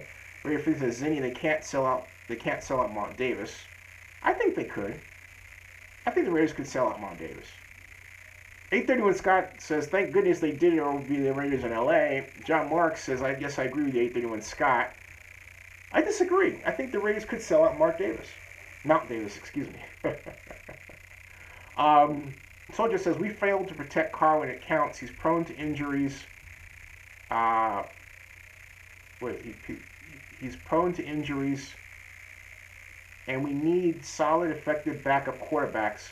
We can't run from the obvious. Carr can't do it alone. He needs backups, and he help from the backups. Hey, E.J. Manuel did better than he did. Carr was 10 of 16, 10 17, and Carr was 11 of 17. No, excuse me. Manuel, come on, Zinni. Manuel was 11 of 17. Carr was 10 of 16, okay? So Manuel came in and did a great job instead of Derek Carr. I don't see what the problem is, and I don't agree with your statement at all. Now, Soldier also says Vegas will be a failed operation. Vegas is not authentic Raider ground. Agreed. John Mark says you need to interview Boltman again. I did, and I will do that. It's a great idea, John Marks. Remember I had Boltman on with Dr. Death? Remember that one? And Conscious says, even with Carr healthy, we still need an effective backup. I got that one. Okay. Got it. Gotcha. Karen Christensen says he did interview him. He was nice, could feel his pain as a fan. Ritual Show says, hey, Zinni, a report coming out by J.L. Herrera, curated by Anna Porter. Stadium in Las Vegas is falling apart quick. Also, San Diego Fox Sports reporting NFL wants Davis out. Is that true? I have to read these lists, Richard. This is interesting. Is that up right now? Because you're saying it's coming up, a report coming by J.L. Herrera, curated by Anna Porter. Are those up right now? Israel says, I've had back spasms and I couldn't leave my bed for weeks. It's painful. Baus is here. Baus says we'll end up right. Hey, Baus, how you doing? And, oh, by the way, Godfather Grizz is back tomorrow. And Soldier says, if another QB is in the game, Carr needs to know any back can get the job done. Lucero, come on. Let's see here. Come on, man. This week just ain't over yet. Enjoy life now. Raiders need new wide receivers. Amari Cooper and Crabtree have butterfingers. We need speed in our team. They're too slow. Karen Christian says, was it me or was there a lack of player concern for Hume after the injury? I think that's reaching in. I think that's you. I completely disagree with that. And look, there's really too much made of, there are too many attempts to try to divide us. And it starts with the White House and it seems to have worked its way in different parts of society. Stop. Okay, just please knock it off, folks. You know what's wonderful is to go through places like Oktoberfest and see everybody, the families, interracial families all over the place. If that upsets someone who wants a pure something or other, you know what? Get out of the United States. Just leave. But because that's sick stuff in the head. But I digress. I don't want to go political here. I want to stick on sports. Well, sports is political, isn't it now? Wow. Okay, take a deep breath, Zinni, continue. No, I disagree about that. 831 Scott says, the Raiders' offensive line has to start playing better. they aren't giving Carr enough time or making lanes for the running backs. Even E.J. Manuel was having to release the ball sooner than he wanted to. But he's got a quick release, boy. Woo! John Marks writes, did the Oakland Raiders ever wear the white jersey at the Coliseum other than 2014 versus the Chargers on Monday Night Football? The one time that I can remember the Raiders doing it was, I believe, 1969. And it was white. It was like white on. It was almost white on white. It was like white and silver. That's the one time that comes to mind. And Karen Christian says I met him after his injury. Okay. Boss Ruler says Amari Cooper is soft. And okay. And John Marks says, hey, Boss. You know, that reminds me, Boss, of something that Ray Chester said earlier, where in talking about Amari Cooper, I asked him about his view about our conversation, you and I, about my assertion that the reason why Cooper is not performing is he's not designated the man. And Ray Chester said that when you are the man, you know you're the man because you're being double covered. When you're the man, you know you're the man because you make plays when it counts. In other words, Ray Chester is saying that you play your way into being the man. You don't wait for somebody to designate you the man. So they're something to be considered. And, you know, we have to look at that in the context of Amari Cooper. So, Soldier says we can rest Carr until he gets it together and let go off Cook and make EJ the starter and find a replacement for Cook. No, I think Cook is ready as well. And Boss Ruler says, Zinni, I'm doing real good. Awesome. E-Rise Call says, what's your take on the game tonight? And a short recap. I'm very getting a chance to tune into your live channel if you can. Sorry, thanks. Okay, I'll give you my recap in a second. I'm just going to get through reading these comments from other Zinsters. One moment. Richard Lucero says, a friend of mine sent it to me on the messenger on Facebook. Okay. My email is zinni@zinni62.com. Please send that to me. That's my email, so I can have a look as well. Karen Christensen says, I read something about the NFL protests may keep Vegas from being the Raiders. That bullshit. No, I'm not going to say excuse me for cursing. Bullshit. That other things far more important than that crap will keep the Raiders from Las Vegas. It will not be that. Okay? It just won't. Forget it. Boucher Rule. In fact, more people should have been concerned about the Las Vegas police and their treatment of NFL football player Michael Bennett. I don't care what anyone says. That guy didn't have his body cam on. So for the Las Vegas police to come up and do what they did was criminal, and they ought to be locked up. They ought to be locked up. As one who's been victim of police brutality, I don't care if people go through it. It's wrong. And we have to have a moment where we change police officer departments so that they are not wired to behave that way. If you looked at that entire video of what happened in that casino, it was chaos. And some of the chaos was caused by the Las Vegas police themselves. You know, I need to bring back Randy Sutton. Some of you may remember my interview with 24-year Las Vegas police veteran Randy Sutton. I'm going to get Randy on. Randy is the voice of reason. I love the man. He's a great guy to talk to. I think Randy can help because Randy's a balanced guy. And Randy would really allow us to get a view of what the officers are really thinking about. He's a guy that I trust. I trust Randy. He's a solid guy. Was a star on the TV show Cops. Stand-up guy, funny guy. I'm going to call Randy Sutton. I'm going to get Randy Sutton involved in this. And I think that'll do it. So, anyway, Karen, I don't know, Karen, you weren't trying to divide. I wasn't saying you. I'm talking about in general. Okay? In general. And what I like about Randy is sensitive, you know, to these political issues in a way that I think is notable. Particularly for a person who has served as he has done. He's got a lot to say, a lot to offer. A Mitch, as they say. Alright? So, alright.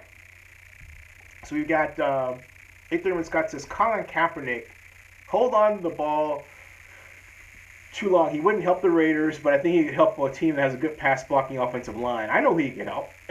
E-Rise Callie says, thanks, Zinni. Appreciate it. Look forward to your assessment of tonight's game. Recap, you're the man. Kevin KD says, sorry. Hey, Kevin KD is on. Val says, Trump thinks police should be able to do more brutality to people. John Mark says, I remember Randy Sutton. Remember my interview with Mr. Sutton? And Boss Ruler says, Carr, my neck, my back, my neck, my back. Okay, now, let me get to your question regarding the recap, okay? Oh, and did you, let's see here.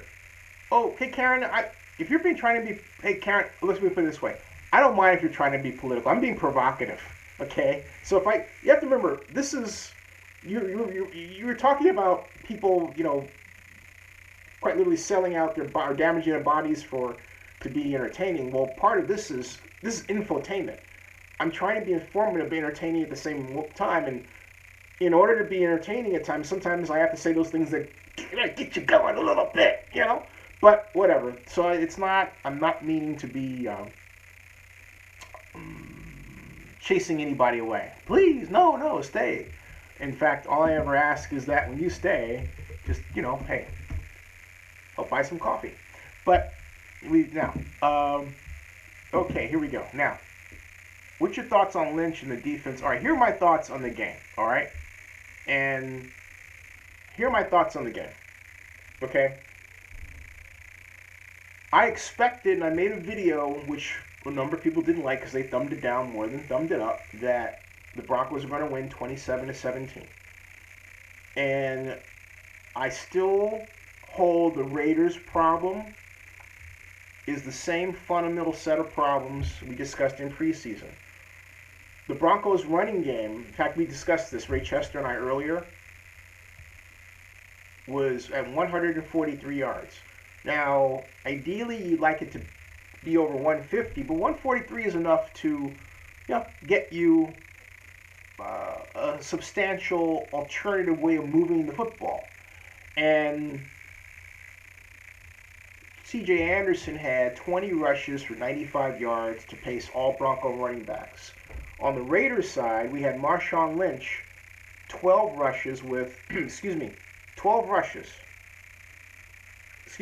rushes, not 12, 9 rushes for 12 yards. I'll repeat that. Marshawn Lynch was the leading rusher, 9 rushes for 12 yards. And the problem is that the Raiders do not commit themselves to running the football with Marshawn Lynch. I've seen that game and game and game. That's becoming a pattern this year. You went through all that hoopla and all that rigmarole to get Marshawn Lynch, and now you don't have a package for him that assures he will get the ball between 15 and 20 times a game. That's a waste. Now, the Raiders would counter that they're trying to mix how they're getting the ball to him. For example, there was that attempt at a circle route that was well covered by the Broncos linebacker in the second quarter of the game. Okay, fine. My point is that you get Marshawn Lynch first to be a running back, design runs in, and then design play action passes where you then throw it to him after play action. But design a package of plays, not the same, with differences here and there depending on the opponent's tendencies on defense, to make sure that the ball is in his hands. And now further within that, and this is my criticism of the Raiders, they do not design in misdirection. Why is that important with respect to Mr. Lynch? And when I say misdirection, I don't mean the kind of misdirection where you have the flanker going this way to, give the threat of reverse, and yet you hand off Marshawn Lynch getting the ball. Not that kind. That is not misdirection to me. That's window dressing. Misdirection in my book is when the ball actually goes in one direction first and then comes back the other. There are a number of ways to do this. First, hand off.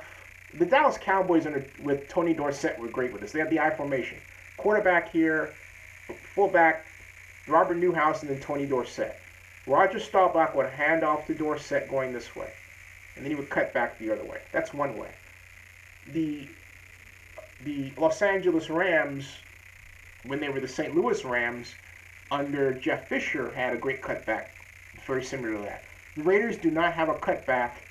If they have it, they don't use it for Marshawn Lynch. The Raiders' first priority must be to install a series of cutback runs from Marshawn Lynch, designed cutback, not run to daylight. In other words, oh, they're here, but I happen to see a hole over here. No, I mean designed. 2 steps this way, then go back that way. And the blocking is designed to set that up, okay? And then you have a series of companion plays where you're setting up, and then boom, you go this way. First thing. Second, give it to him on a sweep. Make the defense chase Marshawn Lynch this way or that, and then have a play-action pass based off that sweep, okay? The Raiders need to have a staple of plays, about 10, that define their personality. And of those 10 plays, they have to be runs, they should be runs to Marshawn Lynch and then play action off of them that define their personality. It's that base. Every great team has had, during their Super Bowl run, a package of plays that defined who they were. My argument is that the Raiders don't have that. They had it last year. They had it, the plays that defined them then were I call them the angle plays to the wide receiver, where Carr would go back and throw quick, boom, boom, boom, boom. That defined them. They were quick passing. That defined them. Quick strike. Boom, boom, boom. That was the Raiders then.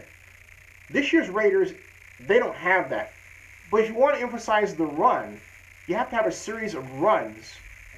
Now, the Raiders will say, we do have one, and that's that one off top. That's that one that goes off the middle, and the other, that's the read option style. Okay.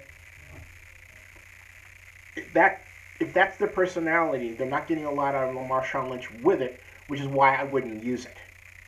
It's not working, and it's time to really install cutback. So the Raiders didn't do the cutback, and so they played right in the hands of a fast-producing Broncos defense. And so they didn't run well, and then they didn't stick to trying to run well by, setting up different ways. That right there defined why the Raiders didn't win. And you can see in the stats. The Raiders were strong every place else but the run. And they need to fix it. Hey, look, the defense got 4 sacks. The defense gave up 4.8 yards, okay? You'd like for it to be less, but look, it's been worse.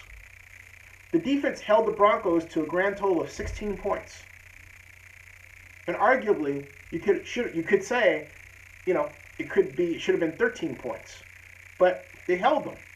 And you have to give the defense credit for getting into a situation of making up for the offense's woes. But you cannot win that way. The Raiders lost. So there's my assessment of the contest. The Raiders' lack of a great running game design cost them, along with a lack of the defense's problem of technique, holding its pads high, playing in the Broncos' blocking technique, getting blocked, and allowing longer runs than they should have, allowing the Broncos to basically wind up in situations where they had, first of all, great third down, a better third, not a great, 31%, a better third down percentage than the Raiders, which is 12%. But on 4th down, they never had to go for it. Raiders tried for it 3 times, got none. Okay? So, that difference in terms of how well you run was a difference in the game. There you go. That's my assessment. All right? So, Israel says they need to go after Jim. You guys have made some interesting comments here. Welcome to Zenny62, by the way. And let's see here. Coop is always overrated, someone said. And a lot of people are talking about Coop and not being able to catch. Soldier says Raiders never committed to the excellence in preseason. They got okay with losing and not playing and win. I would say the Raiders never committed themselves to installing a great running game by scheme. 831 Scott says, I said they should have kept Latavius Murray. Amen. Amen, I agree. He's younger and did a great job last year. The Raiders had the 5th best rushing offense in the NFL last year. Marshawn was a downgrade in my opinion. Marshawn needed, if you're going to have Marshawn Lynch, you need to get him warm. And he's a guy that can really beat up defensive linemen, but you need to give him the ball to get him warm. You need to treat him like John Riggins, like the Diesel. Get that Diesel. You cannot get the best out of Marshawn Lynch as a part-time player, and essentially the Raiders are using him that way. And I think it's horrible. So Bernard says Cooper's biggest weakness is that he is too soft. I don't know what that means. Now, Silver Maze says short passes, no deep passes. Great, right? Well, no, it's not short or deep. It's design. For example, this could be considered a short pass, but if I throw it to you, and it's coming just, let's say the offensive tackle's here, and I'm throwing an inside slant, it can become a deep pass. In other words, in terms of yardage gains, real quick. So it depends on design. Soldier says we made Denver better than they were. No, Denver's a great team. I'm sorry, Denver's a great team. They're well coached. I don't know where this idea came from that Denver's an average team. Who the heck came up with that idea? They're 3-1. Denver lost to a great Buffalo team that's fast on defense. Okay? We may be staring at the AFC champion in Buffalo. I'm just saying. Of course, if it's not Buffalo, it could be Denver or Kansas City. But we're between one of those three, it's a good chance we're looking at the AFC champion this year. Basharula says, forget that dink and duck offense by Musgrave. Well, that dink and duck worked really pretty well. Actually worked excellent. Bernard says the D kept us in. Basharula says, Ortiz, are you serious? What did Ortiz says? How is it karma? Oh, I get it. Baus is salty about the Vegas thing. I see what he's getting at. Israel Mendoza says, they need to go after Jim Harbaugh and give him control of the team. Soldier says, Raiders must play to win every game. We will keep losing until we show the attitude. I want David Shaw to coach the Oakland Raiders, not Jim Harbaugh. I think Shaw is a smarter guy. Just saying. Now, we've got, let's see here. Mendoza wants to play Jim Harbaugh $20 million if that's what it takes. Give it to David Shaw of Stanford. He gets more with less. Ruben says Las Vegas, you don't need to know everything. No, that's more coming. Got it? Ewise Cali says, Zenny62, do you believe the lack of player design is due to an experienced new offensive coordinator, Todd Downing? It doesn't seem to look like much adjustments are being made in the game. I do think that's part of the root problem. Also, there has to be something that Jack Del Rio's not saying about his relationship with Musgrave that caused that change. I mean, you don't just change because you want to keep a guy and you say, well, we don't want this guy to get away. Well, he was your quarterback coach and you had your offensive coordinator. Are you telling me that your quarterback coach is really your offensive coordinator? There's something missing in that story. You understand what I'm saying? There's something not quite there, okay? So, all right. Bernard says, I think injury scare is going to wake up this team up, especially the offense. Silver Maze says, teams are just stacking the box against Lynch. No, it's not just that. You can stack the box. But if it's misdirection, I don't care if you stack the box. If you stack the box and the box is going this way, and your back is going that way, you're still going to get yards. All right? You're still going to get your yards. Okay? So I think, let me explain. Let me find some, let me find a video that can show that I can use. Dallas Cowboys. Hold on a second. There's a particular video I'm looking for that shows it better than anybody else. Dallas Cowboys, Tony Dorsett. Cut back. Hey, where's Rick Rice, by the way? Videos. Dallas Cowboys, Tony Dorsett, cutback. Let's see here. Waiting here. One of the top running backs of our time. Come on. Give me this. Videos. I got the videos. Alright.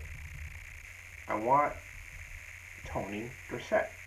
I don't want anything other than Tony Dorsett. In fact, well, best way to get Dorsett is, you know what? Take this and go to YouTube. Because I'm not going to get it at Google. Hold on a second. So, oh, by the way, please invest if you have a chance. Like I said, $2, $1. Let's see here. Tony Dorsett. Trying to find a specific play.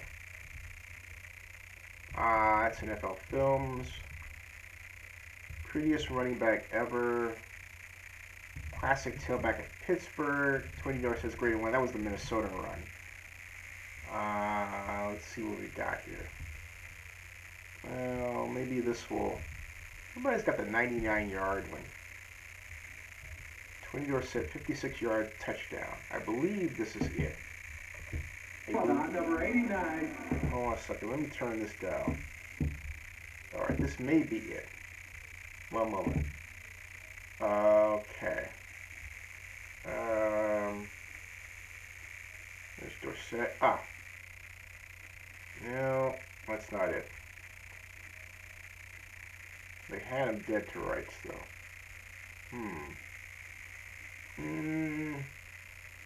Let's see here. Trying to see if this is it.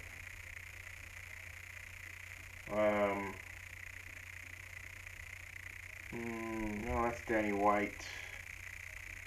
Long pass to Tony Dorsett. That's a pass down the way. Okay. They did that. Okay. That was the wrong one. Someone actually had used, someone had a video of Dorsett catching a pass out of the backfield, and they called it a run. Boy, talk about your poorly designated, poorly tagged videos, right? Okay, here's what I'm talking about. This is what I'm talking about, all right? Now remember this. This was Monday Night Football. This is one of the best plays I've ever seen, and it's not so much cutback. Well, it is cutback, but it's designed to look like it's going to the outside, and then it cuts back. They stretch out the defense. In this case, the Patriots defense do the Cowboys. And Tony Dorsett runs 75 yards for a touchdown. This is 1981. Watch this. You ready? Okay. That's Tony Dorsett right there. And this is Jay Saudi, the tight end. The Cowboys, this is Billy Joe Dupree, at tight end. Jay Saudi. Rayfield Wright was here at tackle. Excuse me, here. You had Tom Fitzgerald at center. Danny White at quarterback. Drew Pearson and Tony Hill as the wide receivers. This is the Dallas Cowboys of 1981 versus the New England Patriots on Monday Night Football. Here we go. Okay. Now watch this. Okay. See how it looks like he's going to the outside, right? And the Cowboys pull their guard and tackle around, but then watch what Dorsett does. He cuts it right back. Look at that. Look at that beautiful hole. And then boom. And he's fast. He's gone. Okay? And he keeps his legs pumping. And you cannot catch him. Touchdown. Tony Dorsett was just a pure pretty running back. He plays in terms of the way he runs. But plays like that do not unfold accidentally. It takes practice. And my point is that while Marshawn Lynch doesn't have exactly the same style, he has that jump cut ability that the Raiders are not taking advantage of. And by not designing plays that then, and it has to do with alignment of the offensive line, stretch out the line and then quite literally create that scenario where the defense is stretched this way. And then you allow him to stretch it out, create the hole, and then go through the hole, and then find and cut back his way, and then turn on the jets. Without creating that, the Raiders are not getting the best out of Marshawn Lynch. Okay? So It doesn't have to be a play like that, but Tom Landry and the Dallas Cowboys coaching staff spent time specially designing plays to take advantage of what Tony Dorsett does best. The Raiders are not designing plays to take advantage of what Marshawn Lynch does best. That's my issue with what's going on with the Raiders and Lynch right now. Okay? So, let's see here. Bernard says, Denver is well coached. John Wayaway is boss. I agree. Boss Ruler says, we're dinking and dunking. We're really doing something. Kevin KD says, let's see here. What did Kevin KD say? Oh, Pat's defense had no speed. And Barry says, by the way, Zinni, happy birthday to your mom. Thank you, Barry. Thank you. And Boss Ruler says, got that one. Soldier says, Mike Singletary would be a great Raiders head coach. He took the 49ers where they are today. Yeah. And yeah, I think Singletary would be a great consideration because he's really worked on improving his understanding of scheme by his own admission. Barry Lee says, I don't know about anyone else, but my day was complete when I found out the Pats lost. Ding. Bernard says, laugh out loud about Mike Singletary. Soldier says, Pats will skate by if teams let up, but they have been trashed for a while. Karen Creature says, I like your shirt, Zinni. Oh, thank you very much. Thank you. And Silvermay says, that's Tony, dude. Ain't nobody like him in the NFL. No, man. Tony Dorsett is just the man. It's just beautiful. Just beautiful. And Bosch Rua says, scheme. It's all about scheme. And Soldier says, Lynch needs the coaches to build on him. Lynch can really take the attitude of the team to a high level. He is a beast mode, and Raiders need a lot of that. Right. And my point is that they are, just because a running back can run as tough as it can, doesn't mean you put him in situations where he needs to basically run like that. Give him space. Give him the luxury of misdirection. The Raiders are not doing that, and it's really horrible to watch. And don't see here. And somebody says, if Carr and Crabtree can play, yeah, 2 or 3 Raiders. Yeah. So, that's my thought regarding that. In fact, I'm going to find some more Dorsett runs. Or, you know what? Let's, excuse me. Let me take that off. I didn't mean to put that there. I'll remove it. All right. Let me find some of the best Marshawn Lynch runs. We're talking about Marshawn Lynch, right? So in fairness to Lynch, all right, let's find some Marshawn Lynch cutback. And let's see how those plays are designed, because that's what you do. If you want to, in fairness to Marshawn Lynch, you want to design a system that he'll excel in, right? Well, then put him in the system that will allow him to flourish. And let's see here. Trying to find, Marshawn Lynch. Let's look at some of the top plays of his career. All right, let's do that. We got NFL. Let me see here. Let's get through this. If we can get through this crap. Yada yada. Marshawn Lynch top 10 plays. All right. And 10. Let's see here. Hopefully they start off. Okay, yeah. This is one. I like this. All right. I like this. Okay. In fact, I want you to see this, folks. All right. Watch this. This is Marshawn Lynch, one of the top plays of his career. Okay. See how he starts off here? This is against the Niners. Gets the bat, but watch what he does. Stops there, and look what he does. See, he cuts back. All right, he started from here, and he's cutting back, right? And then he picks up, and look, the defense is where? Over here. He's over there, all right, where there are fewer people. And he keeps going, right? And he turns on the Jets, and he gets in, all right? See what I'm getting at? And wait, folks, there's more. Wait, folks, there's more. All right? Okay? I mean, that was a clear, beautiful example of what I'm talking about. A clear, beautiful example of the kind of play that the Raiders should design for Lynch and put him in. And, okay, now they've got a passing play here. And I want to go past that one because it's not an example that I'm looking for. There. And what this person is looking for, his beastly runs, I'm looking for more scheme design. All right. So here's another one. And okay, see, this is what the Raiders are doing. This is what the Raiders are trying to get out of him. All right. This is what the Raiders are trying to get out of him. I don't agree with this, but this is what they're trying to get out of him. This. Okay? Where he just boom, boom, boom, boom, boom up the middle against us, right? And pushes everybody in. Okay, fine. All right? Okay. Goal line makes a statement. I get it. But my point is, Marshawn Lynch is great for much more than that kind of run.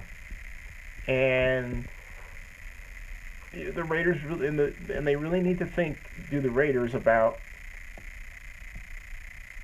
his abilities. And here's another one. Here's another one.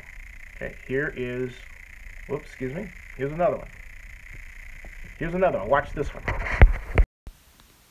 This is against the Texans. Watch this one. It was Seattle 3, Houston nothing. There's Lynch. Right there. Watch carefully, folks. Watch the cutback. Watch what he does. You know what? He doesn't really need to. Why? He's got a hole. But look how fast he hits the hole. Boom. And he's out of there and he's through it. Okay? And there he is. And there he goes. When was the last time you saw the Raiders line up isolation like that for Lynch and do that? I haven't seen it. It's been single back, okay? I can go on and on and on. They're not designing plays. They're not designing plays for Marshawn Lynch to get the best out of him. Taking the best runs of his career, trying to replicate those situations, and install them into the offense, and then dial up those plays when it matters the most. You know, to establish the tone of the game. They're not doing it. They're not doing it. You know, what are they trying to do in offense? That's what I expected to see with Lynch. I'm not getting it. Bernard says, blanket, Zenny for OC. I'll take the job. Thank you. I will. I will take the job. I will be the best offensive coordinator the Raiders ever had. I'm saying it right here, okay?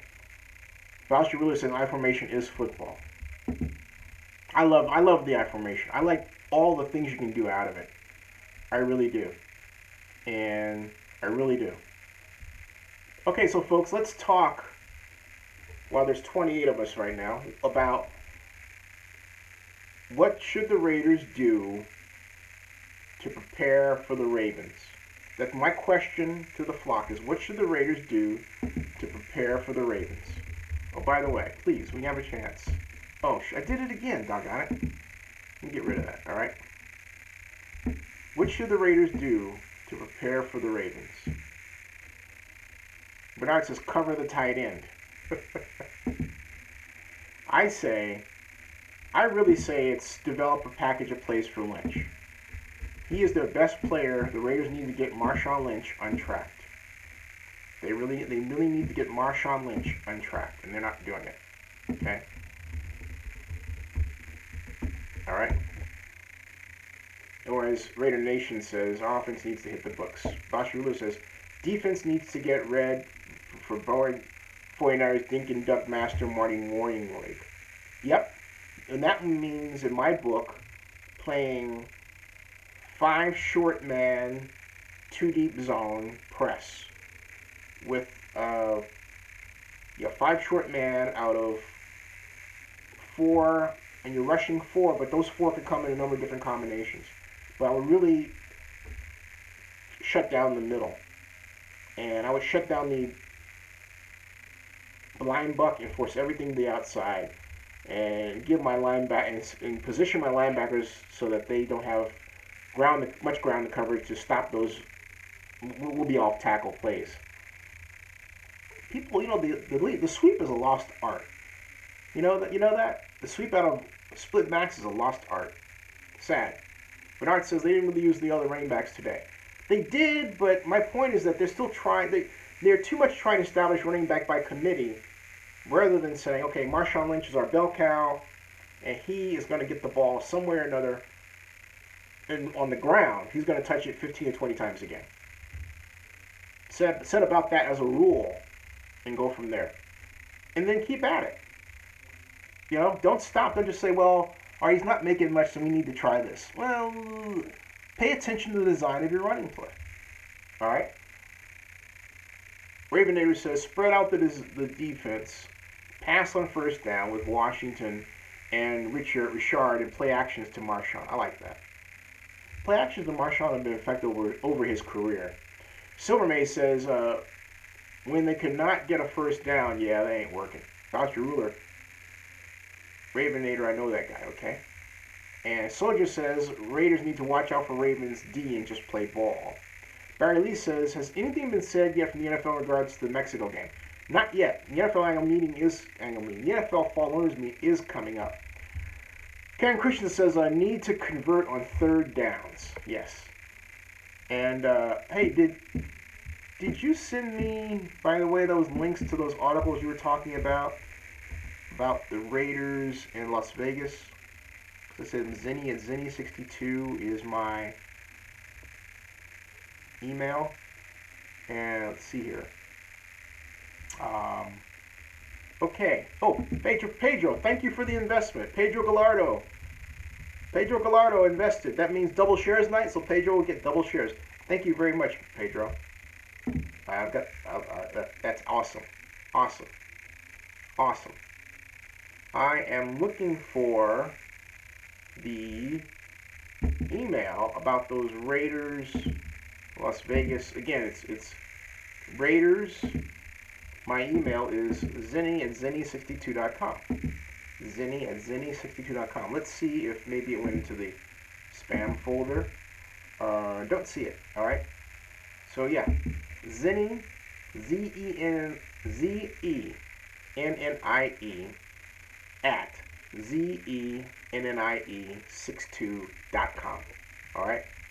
So send that now. Oh. Enjoy Life says Barry Lee.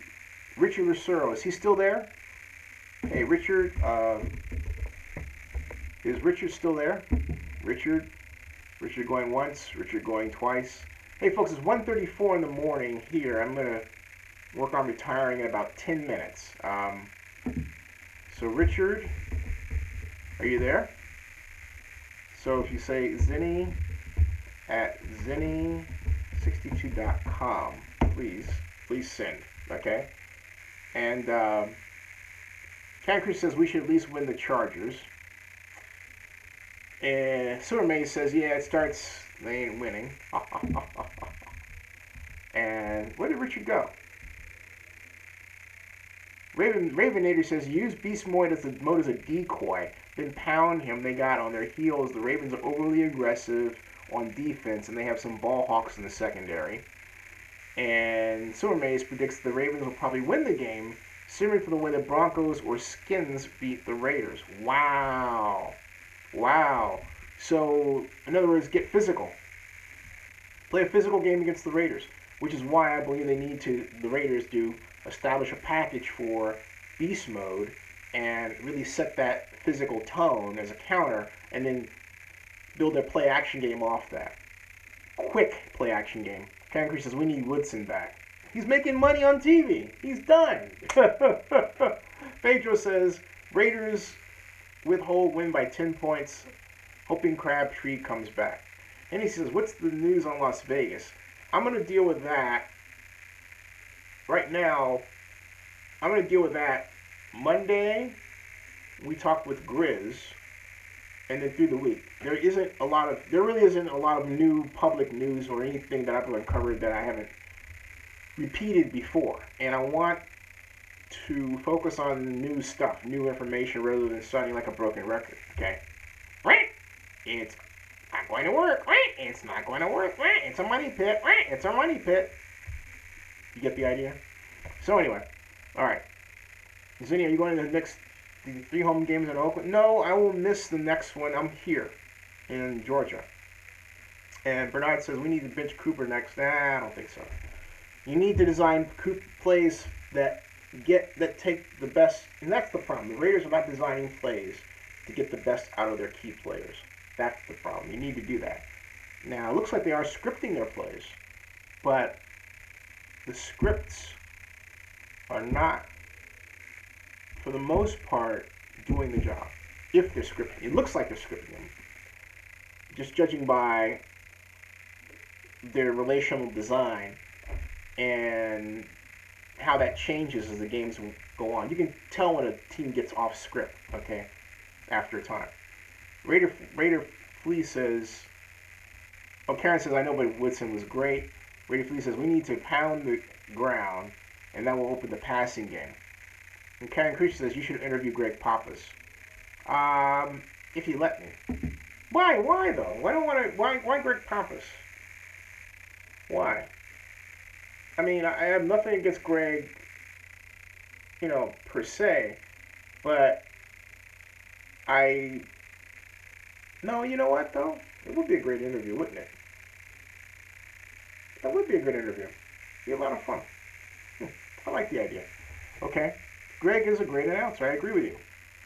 Now, yeah, he's a great announcer.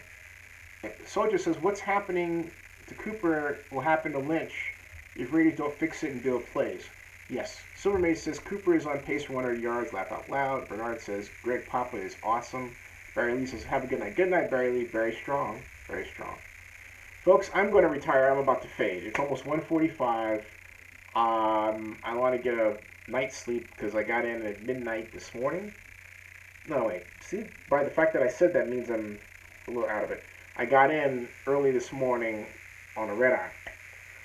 So, for Mom's birthday. So, which we did. And so, anyway, I'm going to say have a good night to everybody. Remember, Godfather Grizz show tomorrow at the normal time, unless I'm informed otherwise, which would be 8:30/11:30, right? Thank you all. And Bashirula says, you didn't scheme your flight well. It's about scheme. Gotcha. Silver Main says, Greg was funny thinking the Raiders would actually score and not go 3 and out. Silly Greg. Love Greg Papa. All right, good night, everybody. I'm going to scheme my way to sleep. And if you can, everybody else, please invest. Remember, it's double shares. It will also be double shares tomorrow night. But thank you all so very much. Keep it going. And if you have any ideas for guests, make a list. Send them to Zenny at Zenny62. I have some other guest ideas on the launch. All right, I'll see you all later. All right, good night. Good night, everybody. I'll see you. Good night. Thank you.